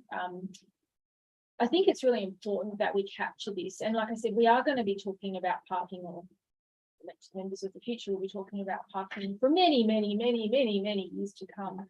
And those that have been around the last 4 years, 8 years, 12 years, it's a perennial problem, and it's only going to get worse. And this policy, it really gives the staff the tools to enforce, educate, and have a bit of a clear direction. And I think what's happened over the last few years is the state government has looked at densification, which is a great thing, because we want to protect our, agricultural land. We want people to use public transport. We've got some great development going on next to 3 train stations down Churchill Road. Yet we've got to get in these issues about parking. And the draft, the policy that came before us initially didn't have the enforcement, has gone through, and that's been a change. But the other thing it hasn't picked up is that there has been radical changes to planning in the last 10, 15 years. Radical in the fact that we've had subdivision, we've had multi-unit development, we've had townhouses like never before. And we're seeing the beginnings of that impact now. So we've got another item on the agenda, which is about the trial 2 hours that happened. That was just for one development. Now, there'll be visitors, there'll be people, parking their cars up Flora Terrace, down Churchill Road, there's people parking in Allen Street. People will park if they're able to. Now, to control parking over the next 10 or 15 years, we're going to have to look at parking, hourly parking or permit only zones or whatever the case may be. But why is it that the community of Prospect should suffer the state legislation where people are not providing the car parking that they've agreed to in their development agreement? Car space is a very valuable thing, and we want to encourage a kind of behaviour. Why would I use my garage if I don't have to? I can just park it on the street. If everyone has that mentality, and increasingly so, you've got no levers to change that. So I was down at Charles Kane Reserve the other day, and obviously people are trying to, play lacrosse, and there was, people going to the cafes, and that's great. So we've got this activation buzz, but certainly, I feel for the sporting clubs, trying to get a park when you've all got that density going on. So I think, this is a tool, a lever that can be used to help, I guess, the team introduce good parking outcomes. And really, this is something that planning has drastically changed, but people have been approved with off-street car parking, and they should use it. So I'd encourage you to support the change.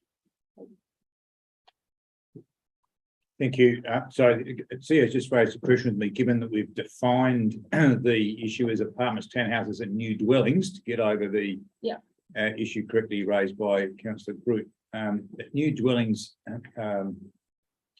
goes beyond multi-unit, was your intention as the amended to include new dwellings that are single standalone new dwellings since 2013?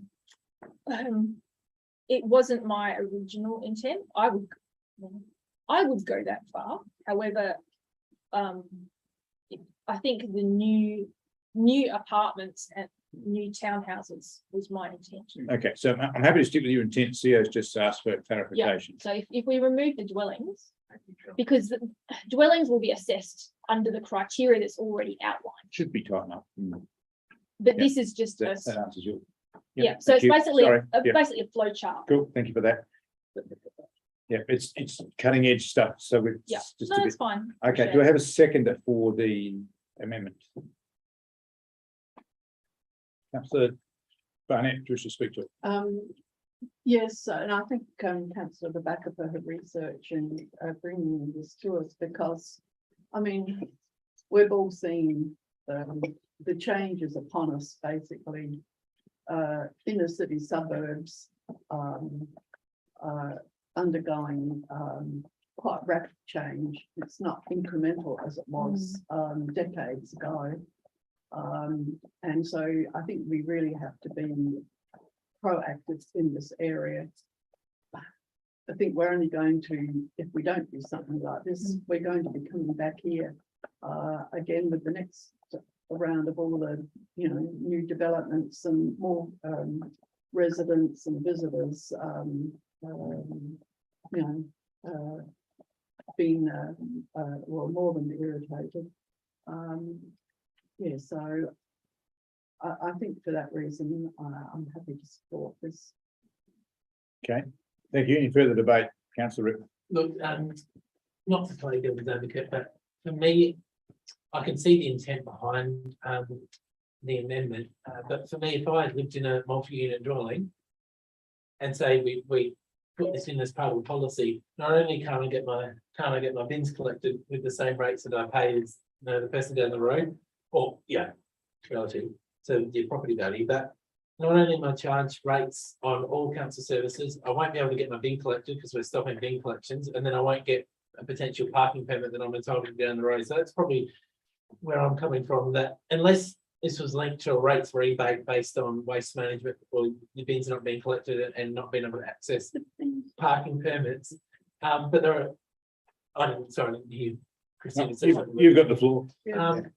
But sorry, I thought You've still got the floor.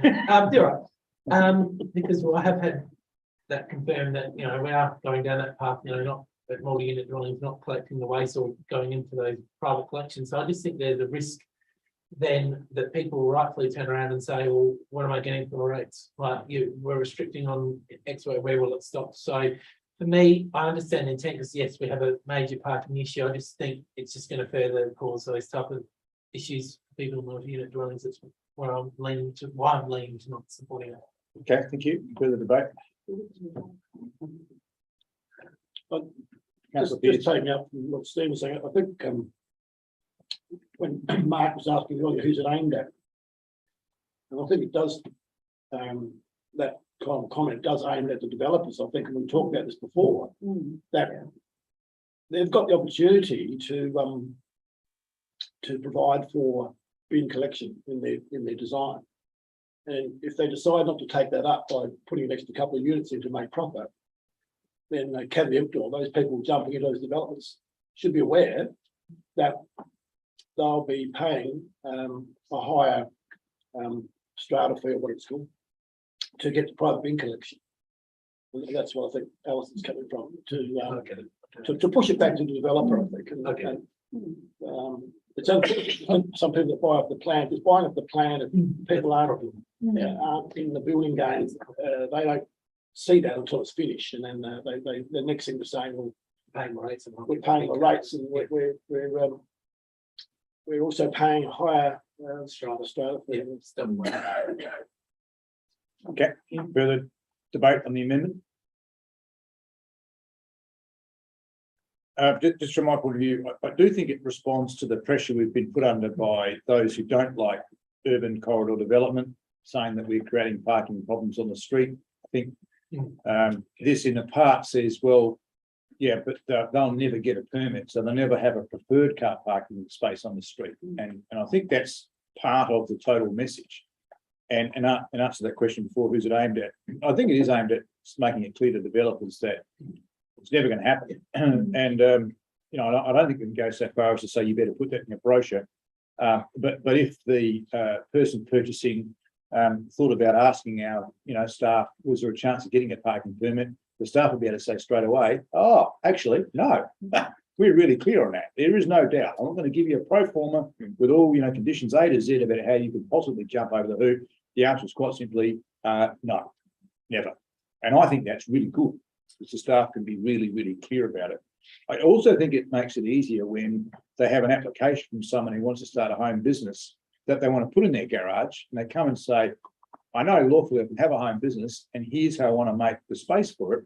The staff can say, well, you know what, that's in breach of your previous approval and you will never get a residential parking permit. Really, really clear. So I think it's very helpful.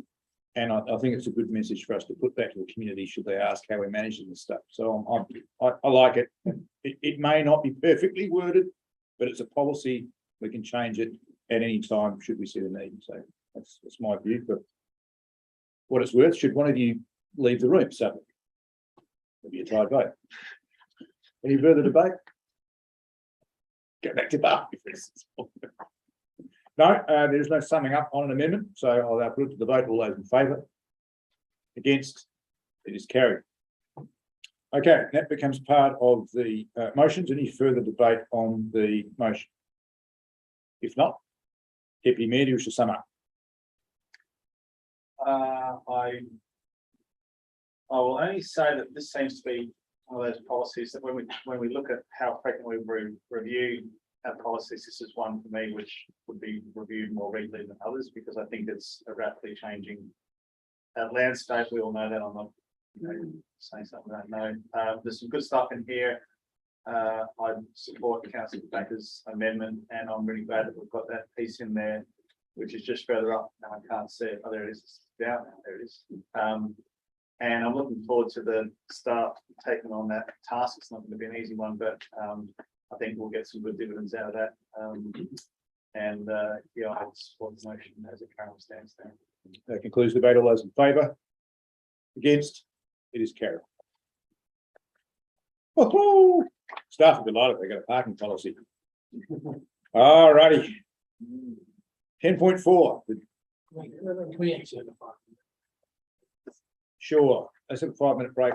Resume at 9:58, which I presume will become 10 o'clock, and then can we try and make it 10:02?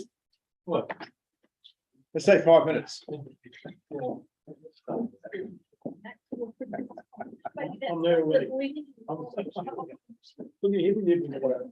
There's no one in the gallery. No stayers.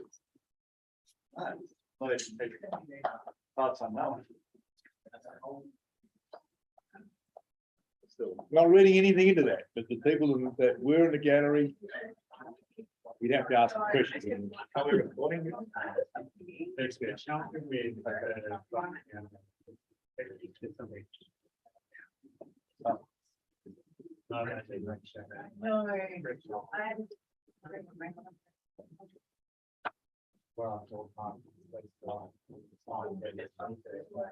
David, we're not. Ben, that didn't.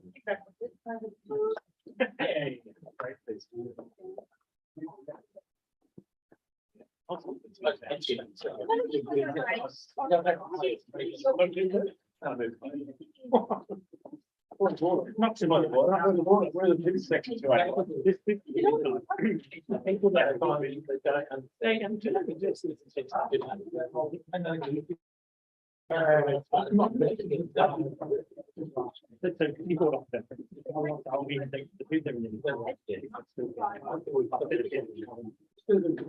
but no, the intent is fine. Yeah,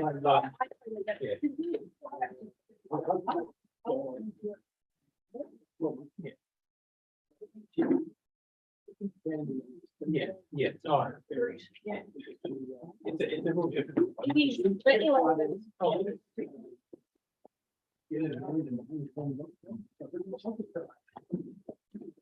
Did you know? Just so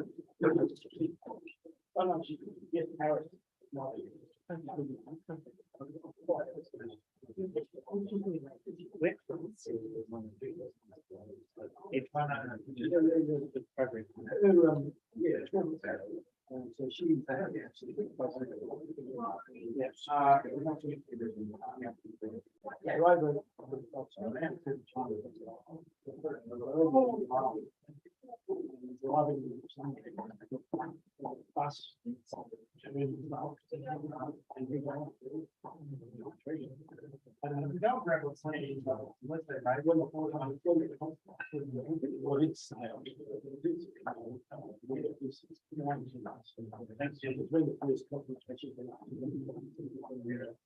And she.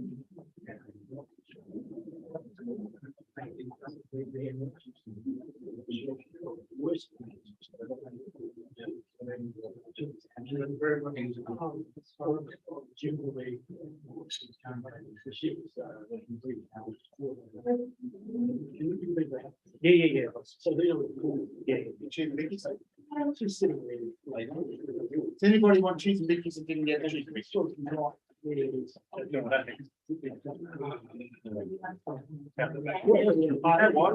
folks, it's 9:59. 1, 2, 3, 4, 5, Yeah. 6. Yeah. Mine says 59 here. Yeah. It's the variable. I had another one. She's prepared. Yeah. I think the first thing that we're going to make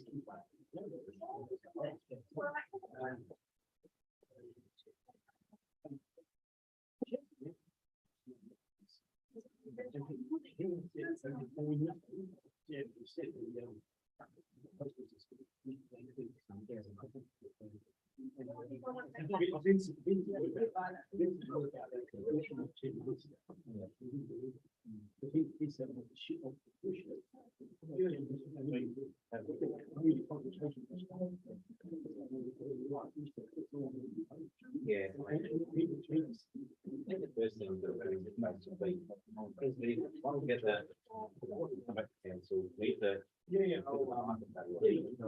She's got an normal way of funding will be discounted. Because of limited opportunities. Here, the council will say, anything at the market value because it's worthless. But you can make a call, right? But they'll probably want to discount online. Okay, folks. And then- Do this. We'll draw us back into formal session. I've got quorum. No, you don't. Yes, I do. Oh, sit Yeah, down. you better- That's why I'll get paid the big bucks. I think didn't we? You're just such a You were great. protester tonight. What's your brief one? 5.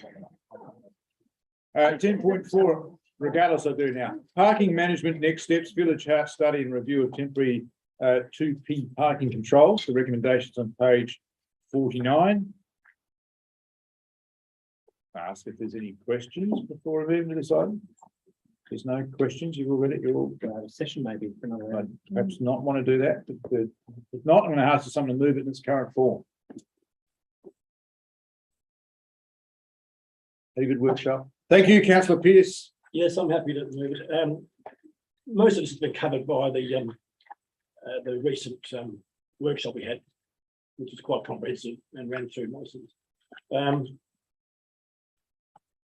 Disappointingly, the consultation was very low, low response. Having said that, the report shows most of them negative about the 2-hour limits. Also, the costs are really accounting neutral in a way. We spent $44,000 on contractor to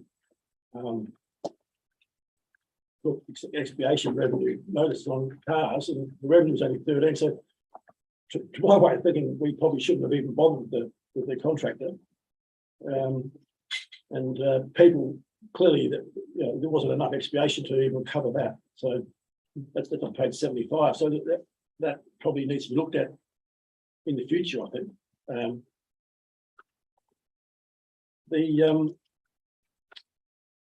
The construction management plan, I just had a question about, would that cost be covered by developers?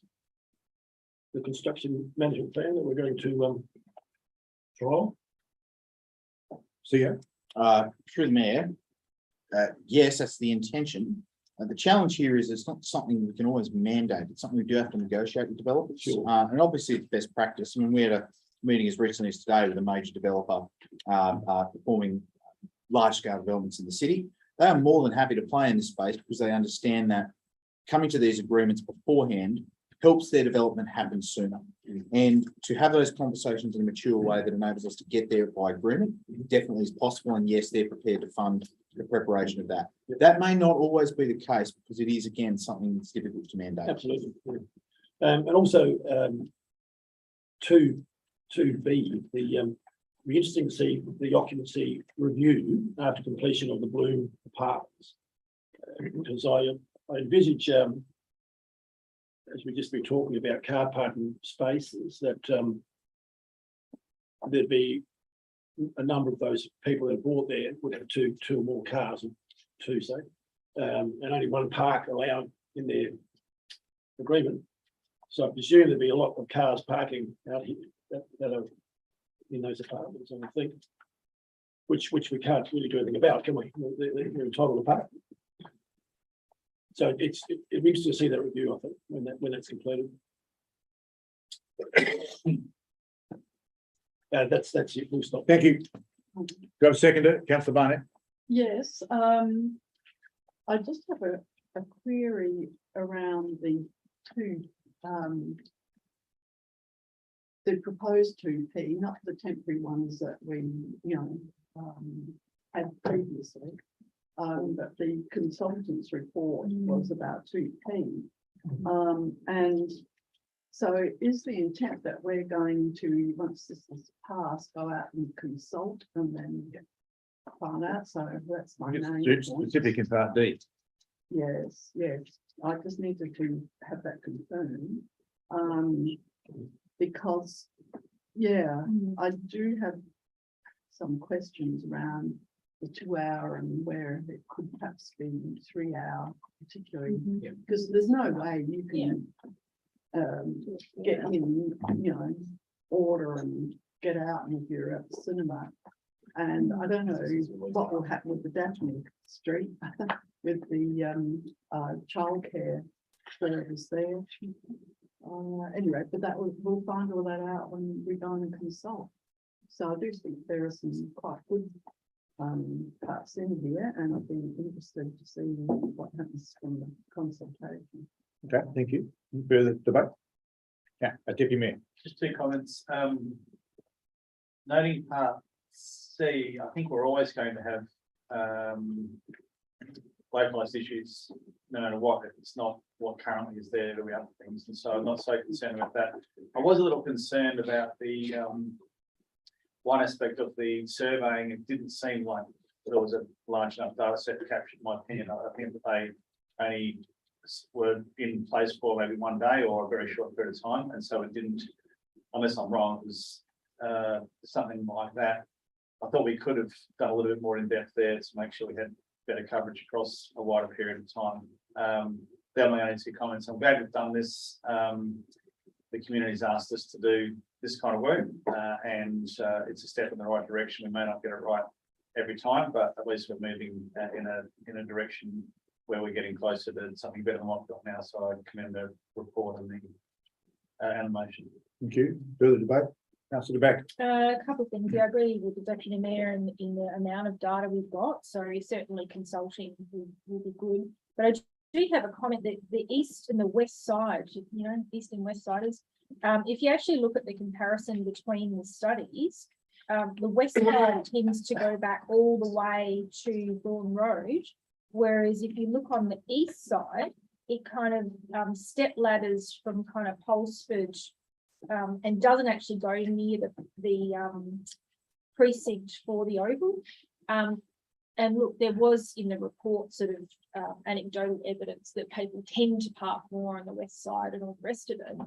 However, if we are looking at parking controls, I think sort of looking at an equitable distance. So that's probably a little bit missing.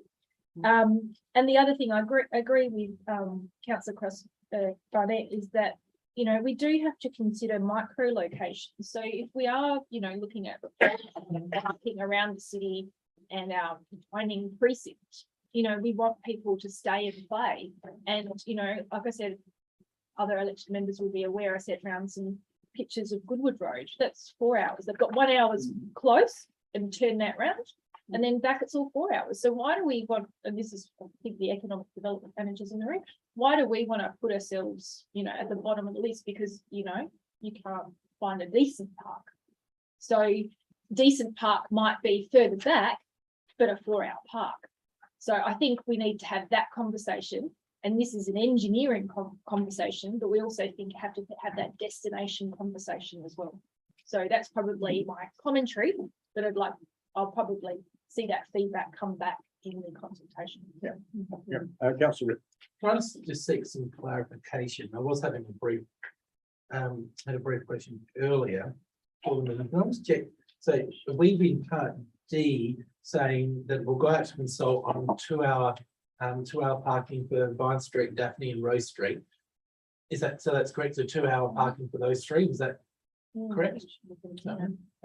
Sorry, I'm just looking at the motion, mentions nothing about the hour limit for those 3 streets, nothing. What we're asked to move here is that there be a design prepared. It's only in the commentary. All right, so can I just check, because it says, Yeah, it no, says it. number 3, implemented changes to parking restrictions only in the event that at least 50% support for the approach proposed in the consultation with the local roadway residents.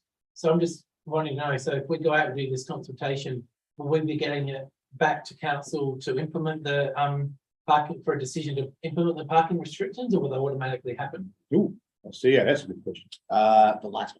So you're correct in assuming that Part D anticipates us consulting on the recommended changes in the study. 2 hours, yeah. That's correct. Yeah. And assuming we were to consult and we got 50% support, we would make those changes. That's what this That's how I recommendation read it. I'm very adopted. concerned about it, yeah. My apologies, Part D, that's not how I've read it, but the recommendations of the chart didn't seem to be so tied down to 2 hours everywhere. Am I wrong with that? It's in the study. So It's Mr. in the Delaney, study we talked about the other night. Yeah, that's why I was. Okay, well, I'm going to move an amendment. That opens Pandora's box. I'm going to move an amendment that, and I'm mainly not, I don't mind if you're going to consult on 2 hours. I'm not happy with the 2 hours. I think for me, it'll impact my decisions as a consumer if I'm going to park at the cinema and be then stung with parking. Unfortunately, it's the businesses that are going to suffer around the cinema after, because people won't hang around for the coffee, they won't hang around for food, they'll nick off. And I've seen examples of that where I've had friends of mine in business where restrictions have come in on them and they've gone out of business. So I can see that it's quite dangerous. I don't think it'll be the cinema that suffers. I think it'll be the businesses surrounding. So for me, I want to see not just 50% of respondents, because I'm assuming if you put a survey out to people in Vine Street, only 4 people then respond and say 3 say yes, you're going to think that's a 75% response rate. I'm assuming and go for it. So for me, in Part 3, I want to see at least more, I want to see more, as a minimum, a 50% response rate on the survey. And then if 50% are in favour, based on a 50% response rate or greater, then I'm satisfied. Because, and can I just check though, are we consulting the businesses with this as well, or is it just the residents? So, yeah.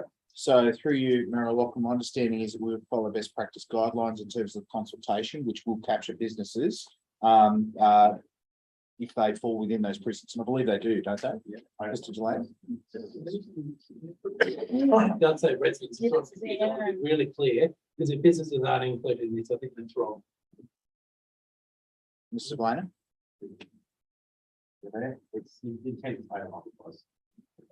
Say again, sorry. The intent owner occupies of every premise in that locality. That'll be business and businesses. yeah, okay, I'm satisfied then with that, but I would like to move an amendment to Part 3. I'm just gonna check in the way implemented changes, but only in the event that at least 50% support to the approach proposed. Right. How do you say it? So, and changes to parking restrictions, only in the event that at least 50% support to the approach, which must include greater than a 50% response rate to the survey. Did you wish to pick up the definition of residents in this, that it's property owners and occupiers, not Well, just residents? it's residents and business and residents and businesses, however you want to word that, but I want both captured. CEO, what do you recommend, given that clarification's been provided as the wording in the? Yeah, Mr. Delaney, owner occupiers, or are you happy with roadways residents? I think I'm happy with owner occupiers picking up everyone that resides or operates a business in that area. I just know in my 20 years of local government, I've never had a 50% operate any compensation. So we get 10%, it's not great. So I think that's going to be the challenge, and then effectively put a condition that we wouldn't change. I guess, so, let's. Okay, so two things Yeah. here. Can we change the word residents to owner occupiers? Sure. Or But in property owners and occupiers?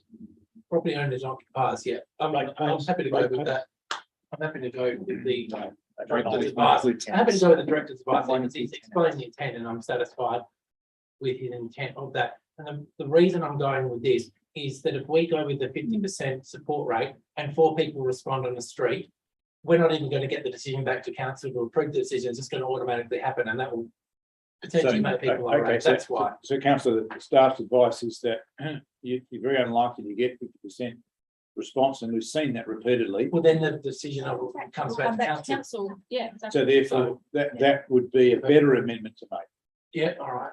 67, which must include a greater than 7 opposes with the local. Just say at the end, in the event of a lower than 50% response rate, the decision comes back to council. Yeah. Well, it doesn't need to come back. That's what he was saying. So he was saying that if you go with that, it'll automatically happen. It won't come back to council. So we won't actually won't come back. That's what I'm concerned about. Yeah. I don't see any barrier to that. The decision returns to council, is that word? If it's under 50% response rate, it comes back to Just council. technicals on it. The matter be, The matter be referred to council. the matter referred to council. The matter be reported to council. Yeah, good. Hang on, one thing at a time, councillors. So there's an amendment here on part 3. Changes done by the event that support to the approach is greater than 50% response rate. In the event of a lower than 50% response rate, the matter of the decision be reported to council, or the decision be brought back. Matter be brought back to council for decision. That's fine. Yeah, that's what I say. And the reason I'll explain that. If you get a 51% response rate to the survey and it's overwhelming support, we're saying go ahead, make the change. In the event that 10% respond to a big street, well, I'm saying that's not good enough, and that decision would be referred back to council. We can decide what we want. That then the decision's on us. Yep. Okay. So you wanted to amend part 3. You mentioned something about part D. Did you? Oh no, I was just wanting to clarify with the. Okay, if that's it's right. on the So 2 hours, which it is. We'll take this as your amendment here. It's been moved by councillor Ripp. Do I have a? Sorry, I'll seek leave from the movement second to give it to fairly. It's a nice little clarification. It doesn't change the underlying intent. It's the mover, councillor Pearce. You happy to incorporate that as a change? Yes. Yeah, and councillor Barnett. Both have incorporated, seek leave of the meeting to incorporate that change. All those in favour? Against is carried. It seems fairly logical to me. Okay, so councillor, do you need your remaining 13 seconds? Cool. All right, good. Any further debate on this item?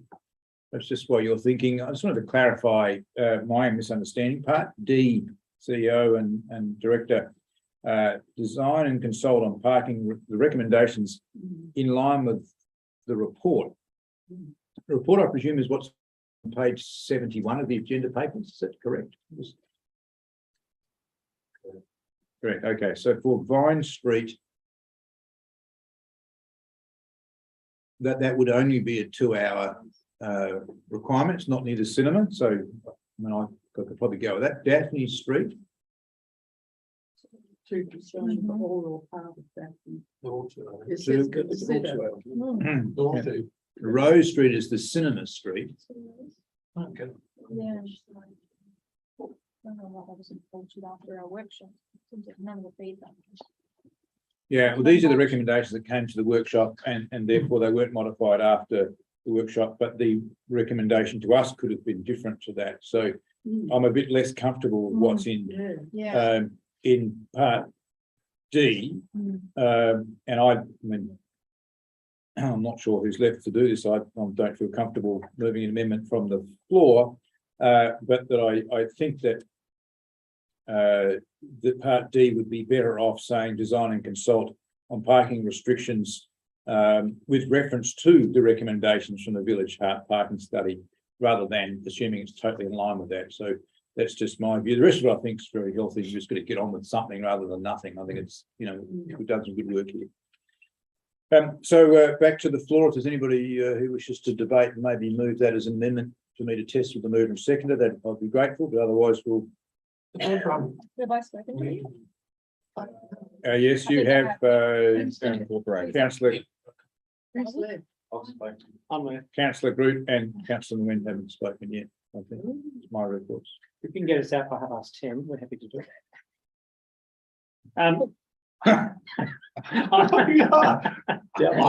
Just say yes. I would, before I move maybe a foreshadowed amendment,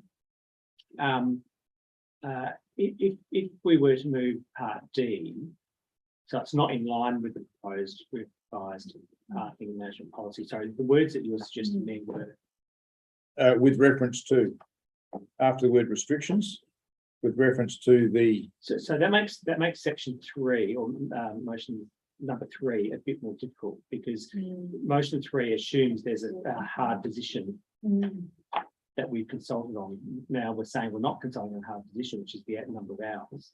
So that makes number 3 actually almost impossible to implement. I would have thought that's maybe I say as a question, whether part 3 could still be implemented, could still be actioned appropriately if item D was to not reference specific hours, but just reference to the report. I think Parking restrictions. I think it's a good report, a good question, sorry, and I probably agree with other comments that the recommendation does not respond to the feedback provided at the workshop. Yeah. It simply assumes the consultants are right and we should just do what the consultants want. And I think the sentiment is, no, you're not right. So CEO, help us through this dilemma that Councillor Good has asked about. Yes, Please. so again, just to address that question, the challenge staff have here is we've got professional advice that says, based upon the standards, that 2P is the number. Fully take it that you don't want 3P. Honestly, we all expect, based upon the discussion tonight, that we're coming back to council with something, because there's very little chance we're going to see the response rate we need and the support rate you need, especially if you don't think it's right. That would assume that we're going to struggle to get a 50% positive as well. So this could well be a big waste of time unless members are willing to go a different way. That's my fear based upon the debate tonight, and in particular the amended point 3. So, I mean, again, we did discuss at the workshop, members, the pros and cons of 2P, 3P, 4P. I'm sure members recall that discussion. There are challenges in relation to 3P and 4P.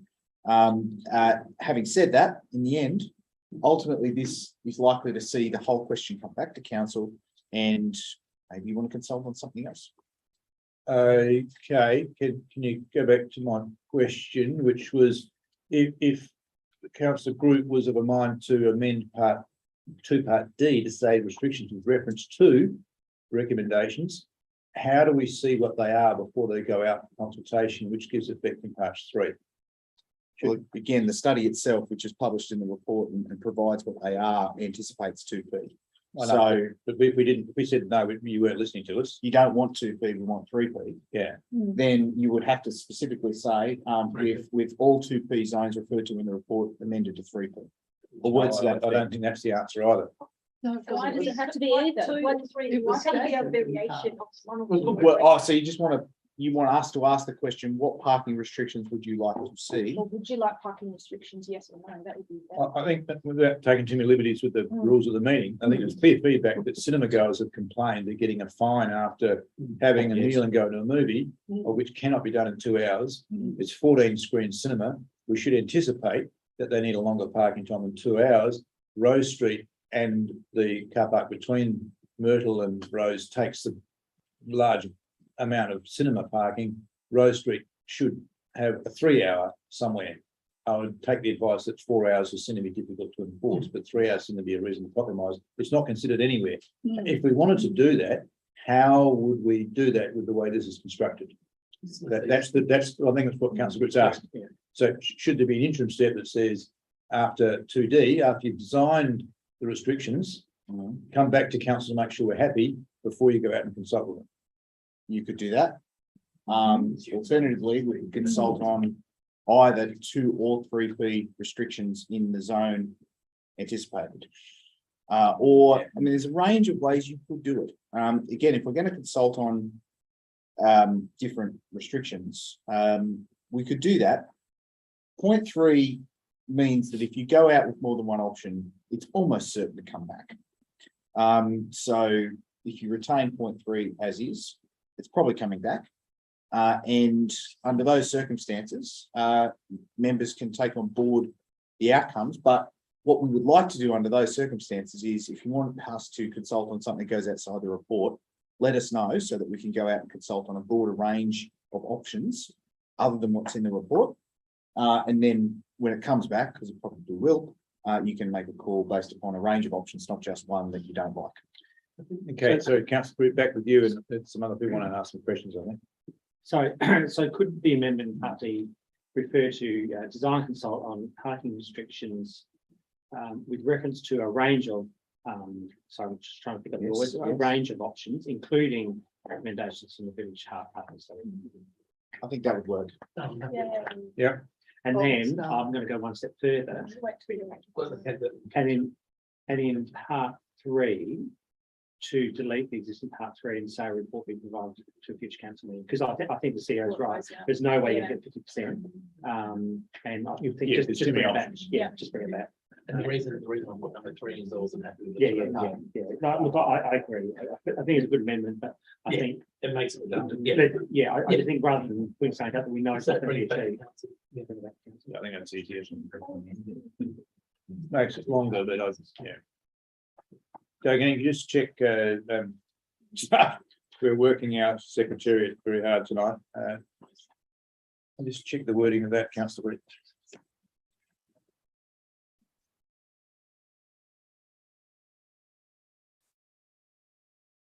Yeah, and then part 3 could read a report be provided To council to following. council, For a decision. following a consultation. Yeah, I'm happy with that. Part 3 gets changed. Because you made it clear in the board of the scope of the self-plans, we don't do this one. One of part 3 gets deleted. For decision, I think.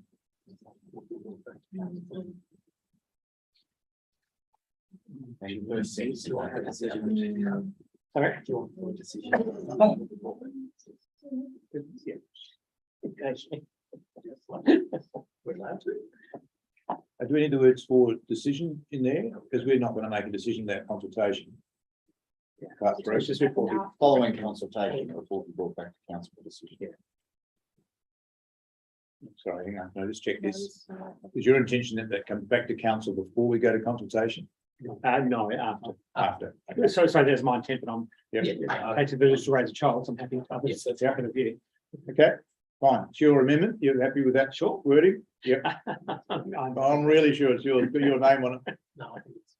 I'm happy with that amendment. Okay, I'll ask the mover and second if they're happy to incorporate. Mover is saying yes. Yes. Second saying yes. Seek leave the meeting. All those happy to incorporate. That's all done. Okay, good. Now, any further speakers to the, sorry. I've still got time left, haven't I? Yeah, I think got 12 seconds. Yeah, except, Okay, Yes, thank you. that's a win. You. I think that's much more clearer, and I think it will give council staff direction. There's no, I just feel that, you know, before it was a bit vague, and so hopefully this will give you more direction. Okay, Coolio, it doesn't conclude the debate because Councillor Pearce might want to sum up. No, I don't want to submit. That concludes the debate. All those in favour? Against, carried unanimously. Thank you. 10:27. I'll take liberty before we leap into item 10.5 to seek an extension of the meeting. We've got item 10.5, 10.6, 10.7. 10.7 is an easy, straightforward, easy one. Then we've got reports of information, and then we have Three things, just to remind you, what's on the agenda coming forward, then we've got a question with notice. So who raised the question with notice? Oh, me. Oh, councillor Group. Oh, sorry. Doesn't mean I'm going to Sorry. support amendments. Sorry, councillor Group asked the question notice. It's well away from us right now. And then we have some confidential items. So I'll seek leave to extend the meeting to 10:59. 10:45. say again, sorry. 10:59. I'll be wrong, whatever it is. 11. I think 11 at the very least. All those in favour of 11? Yeah, aye. All those against? I support the first one. Oh, the second one I struggled. That's extended. Item 10.5.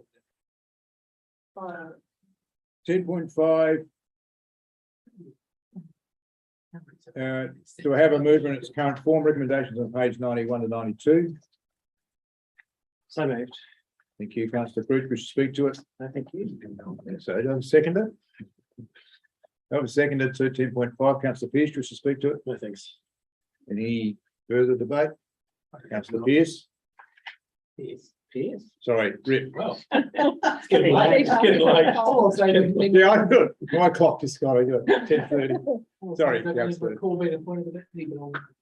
Yeah. Deputy Lord Councillor, Rip.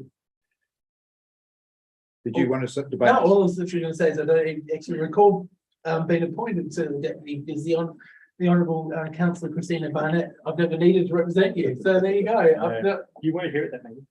no, apparently not. Is there any further debate? Councillor Britt, wish to sum up? No, thank you. I'll close the debate. All those in favour? Against is carried unanimously. Thank you. Oh, wow, one. 10.6, review of council bylaws. Recommendations on page 95 to 96. I know you've read them all. Yeah, the ball. Any technical questions of a technical nature? Trawled over these, making sure they're all tickety boo. If not, somebody happen to move the recommendation on page 95, 96. Let's put the papers. Councillor Barnett, do you wish to speak to it? No. Do I have a seconder? Councillor Group, do you wish to speak to it? No, thank you. Any further debate? There being none, I'll put that to the vote. All those in favour? Against is carried unanimously. Did great job, Did great job. 10.7, local government elections signage 2022. Recommendations on page 187. Fair to say this has not been all that I straightforward. had a perceived conflict. I'm happy to remain in the room, but I'm not going to make decisions in the vote. Okay. You did say that a little bit louder, Oh, so okay, so yeah. I had a perceived conflict yes. and I'm happy to stay in the room To the debate. to debate, but not vote. Right. So, okay. Yeah, it's an option. You're in the room, don't vote. It's a no. Oh. right. Yeah. Oh, you do. Do you? Yeah. Under our act, you'd have to leave the room if you don't want to vote. Oh, I'm watching. I'm watching. The staff advice is that you, staff advice is that you don't have a conflict because we're in a class of people that is big enough for it not to be. Okay, They're not- No, I thought one of the Otherwise, options. we'd all perceived was go, you can- we'd all go. Yeah. You can, you can state you've got a perceived conflict, but you will But on participate the and record, you I'll be will vote. okay. I'll Participate in participate. discussion and not Yeah. vote. Yeah. Yeah, I think you could. You can participate in the discussion and not vote. Don't vote, you will be staying. Yeah, I'm gonna, okay, I'm gonna abstain. Abstain from voting as part of it, yeah. You can participate in the debate, not vote, it's one of the options, yeah. All you have to do is leave the. Yeah, If you're not in your chair, you can't vote. Sorry, my interpretation of the act was if you're in your chair, you have to vote by law. Yes. It's one of the options in perceived that you can participate in, you have to declare what you're doing, you can participate in discussion and vote or participate and not vote. That's really, I've done both before. So the manager of all things governance will just guide us on this through the CEO. I just wish that people wanted to. That's why certain councils, nearly all of them through power, Material comment. Right, yeah. If the scene is just very, there'll be a perception in the community. If they don't have confidence, it's like, should you tell your options over the scene, you can participate in the debate, participate in the debate. Or the third option is if they're in the seat, not participating in the debate. Unless it's changed. I guess they can't do that. Explain why. Yeah. The three options.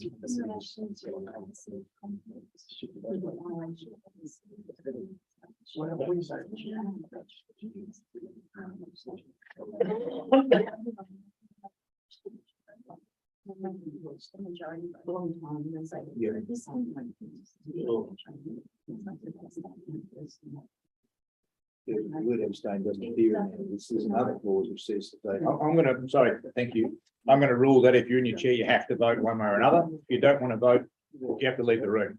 But that didn't clarify matters to me on whether you vote or not. Just said that because you've raised a perceived conflict, any of us, the staff have to record if you did or didn't, and if you did vote, how you voted. So that's okay. Okay, thank you. 10.7, the report recommendations on page 187. Are there any questions about this matter? There certainly have been behind the scenes, I'll tell you. Can we suspending, sorry? We're not, I'm just asking for any questions. I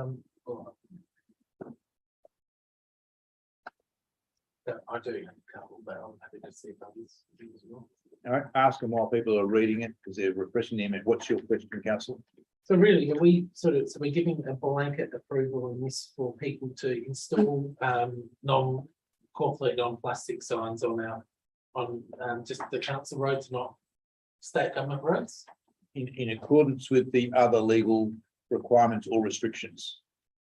So if a candidate puts a non-corporate, non-plastic sign, say a paper sign on North East Road then will we be enforcing that, or will they be enforcing the council? Just bear in mind that at this stage, DIT and SAPN have not granted approval for election signage on their infrastructure, as in light poles and stavy poles. Yeah, but they are working on doing so, is my understanding, as late as 3 hours ago. Okay, so they're working on their roads to actually allow non-corporate, all right, okay. So no laminates are. No plastic in any part of the thing, other than the cable ties can be plastic bound. So if someone puts up like off their printer, a A4 printed sign, and then they use sticky tape to stick it to the sign. I'll take that. That's a very technical question. CEO. Sticky tape. It's on. Sorry to be a pain, but I'm just. Yeah. Through the chair, that would not be allowed. No. There you go. No plastic tape. Sorry, can I ask masking tape, just paper tape? We haven't allowed anything which is stuck to the pole before. I think there's another reg about that. Yeah, we're hoping to get further clarification from the LGA. We've been told that even the glue that some glues use a plastic in it, and if you are using glue to use a water based, water and flour based. Yes, so in one bit of wind, the whole is Absolutely, yes. So, councillor, any more? Do you have another technical question at all? So because I've heard not wind at some point, people are looking to put up potential signs but they made of some other cardboard style thing. Yes. Not corporate, so they'll be allowed. Wax coated compressed paper, yes, is not plastic and it's not corporate, so therefore there's no reason to not allow it. oh, what was that? Wax coated? Wax coated compressed paper, yeah, it's eco board or something. Any other questions of a technical nature?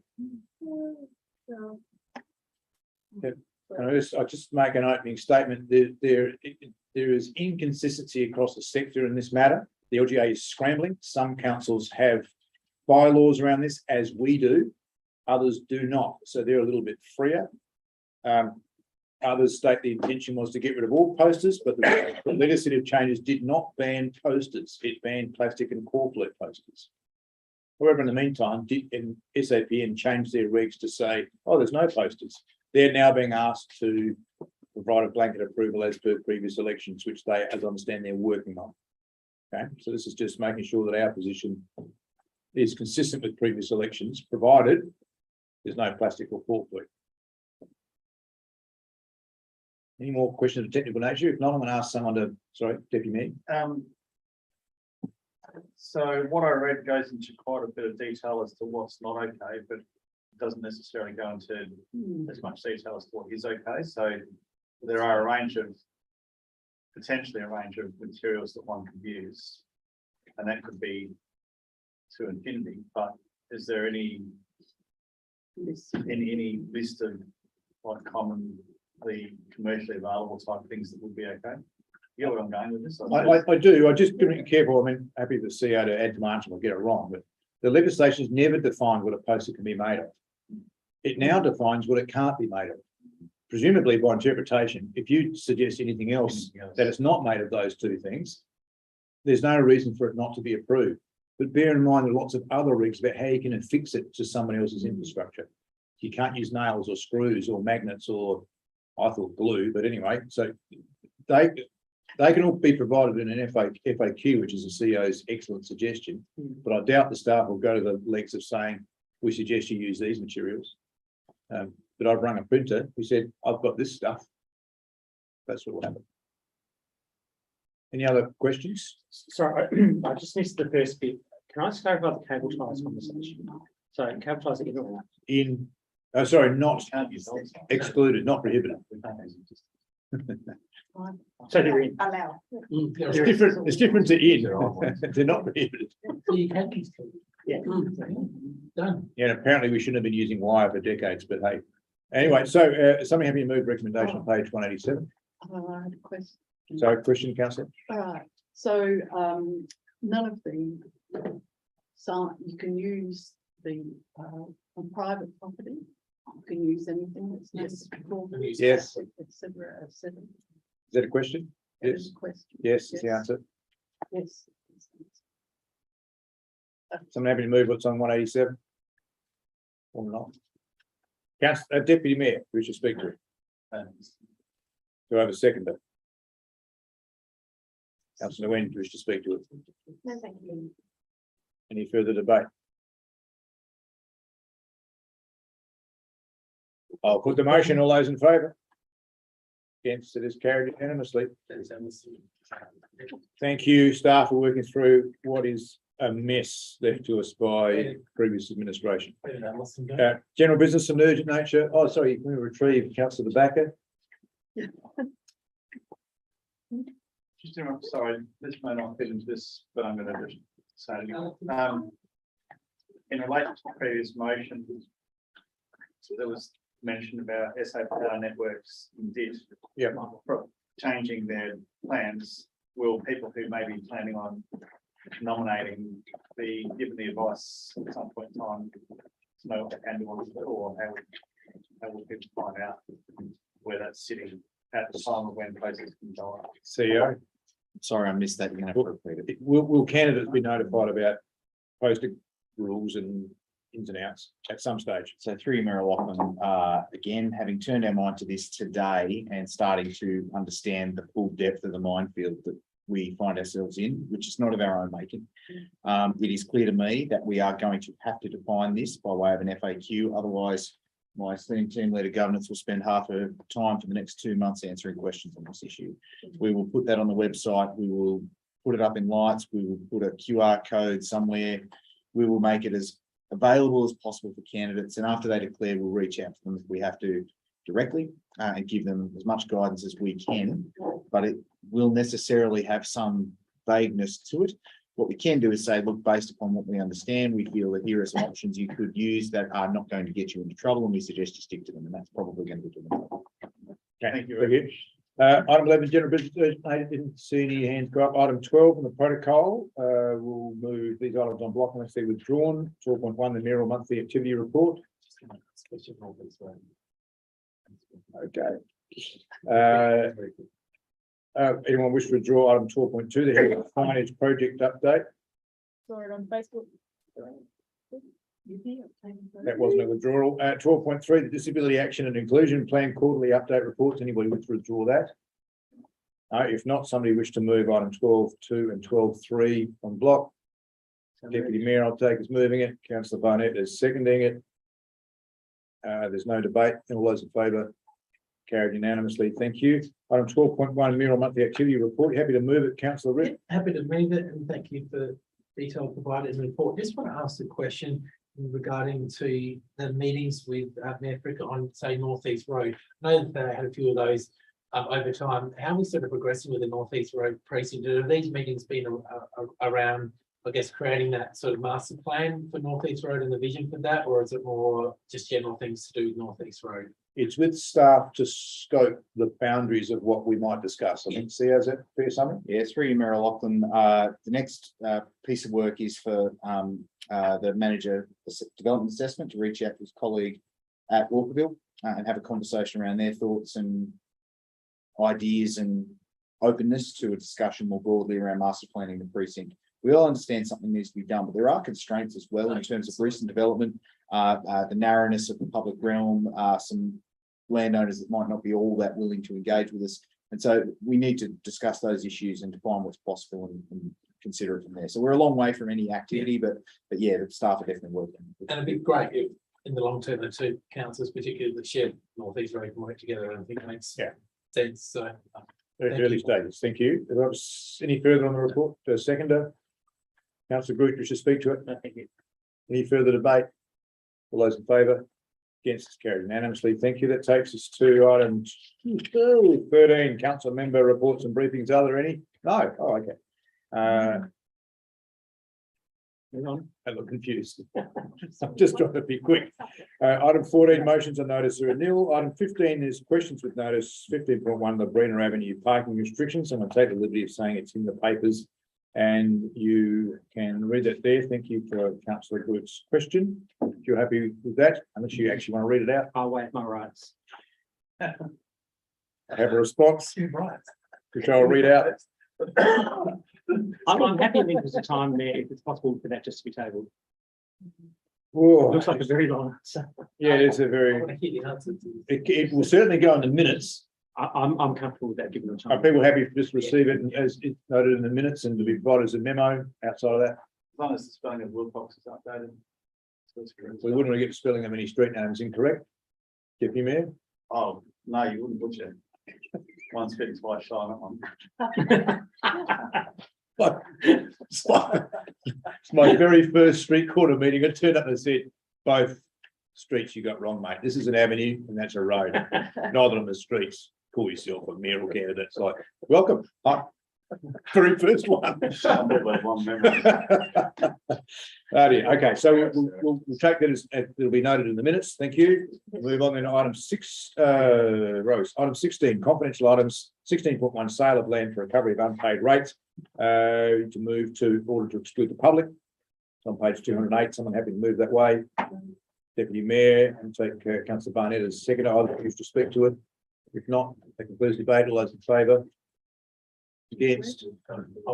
In favour? It's unanimous. Now seal the dome. It's really good acoustic seals on those doors. They're really rubbish ones on those. right. No pressure. 15 minutes. Okay, open up your separate papers if you've got them separately. $26,000. What are we getting for doing that? Well, there's a lot of people. You'd want to get a bloody lobster or I'm something. presuming recording stopped by the. 146 people. You probably spent half that budget making. So it's 18.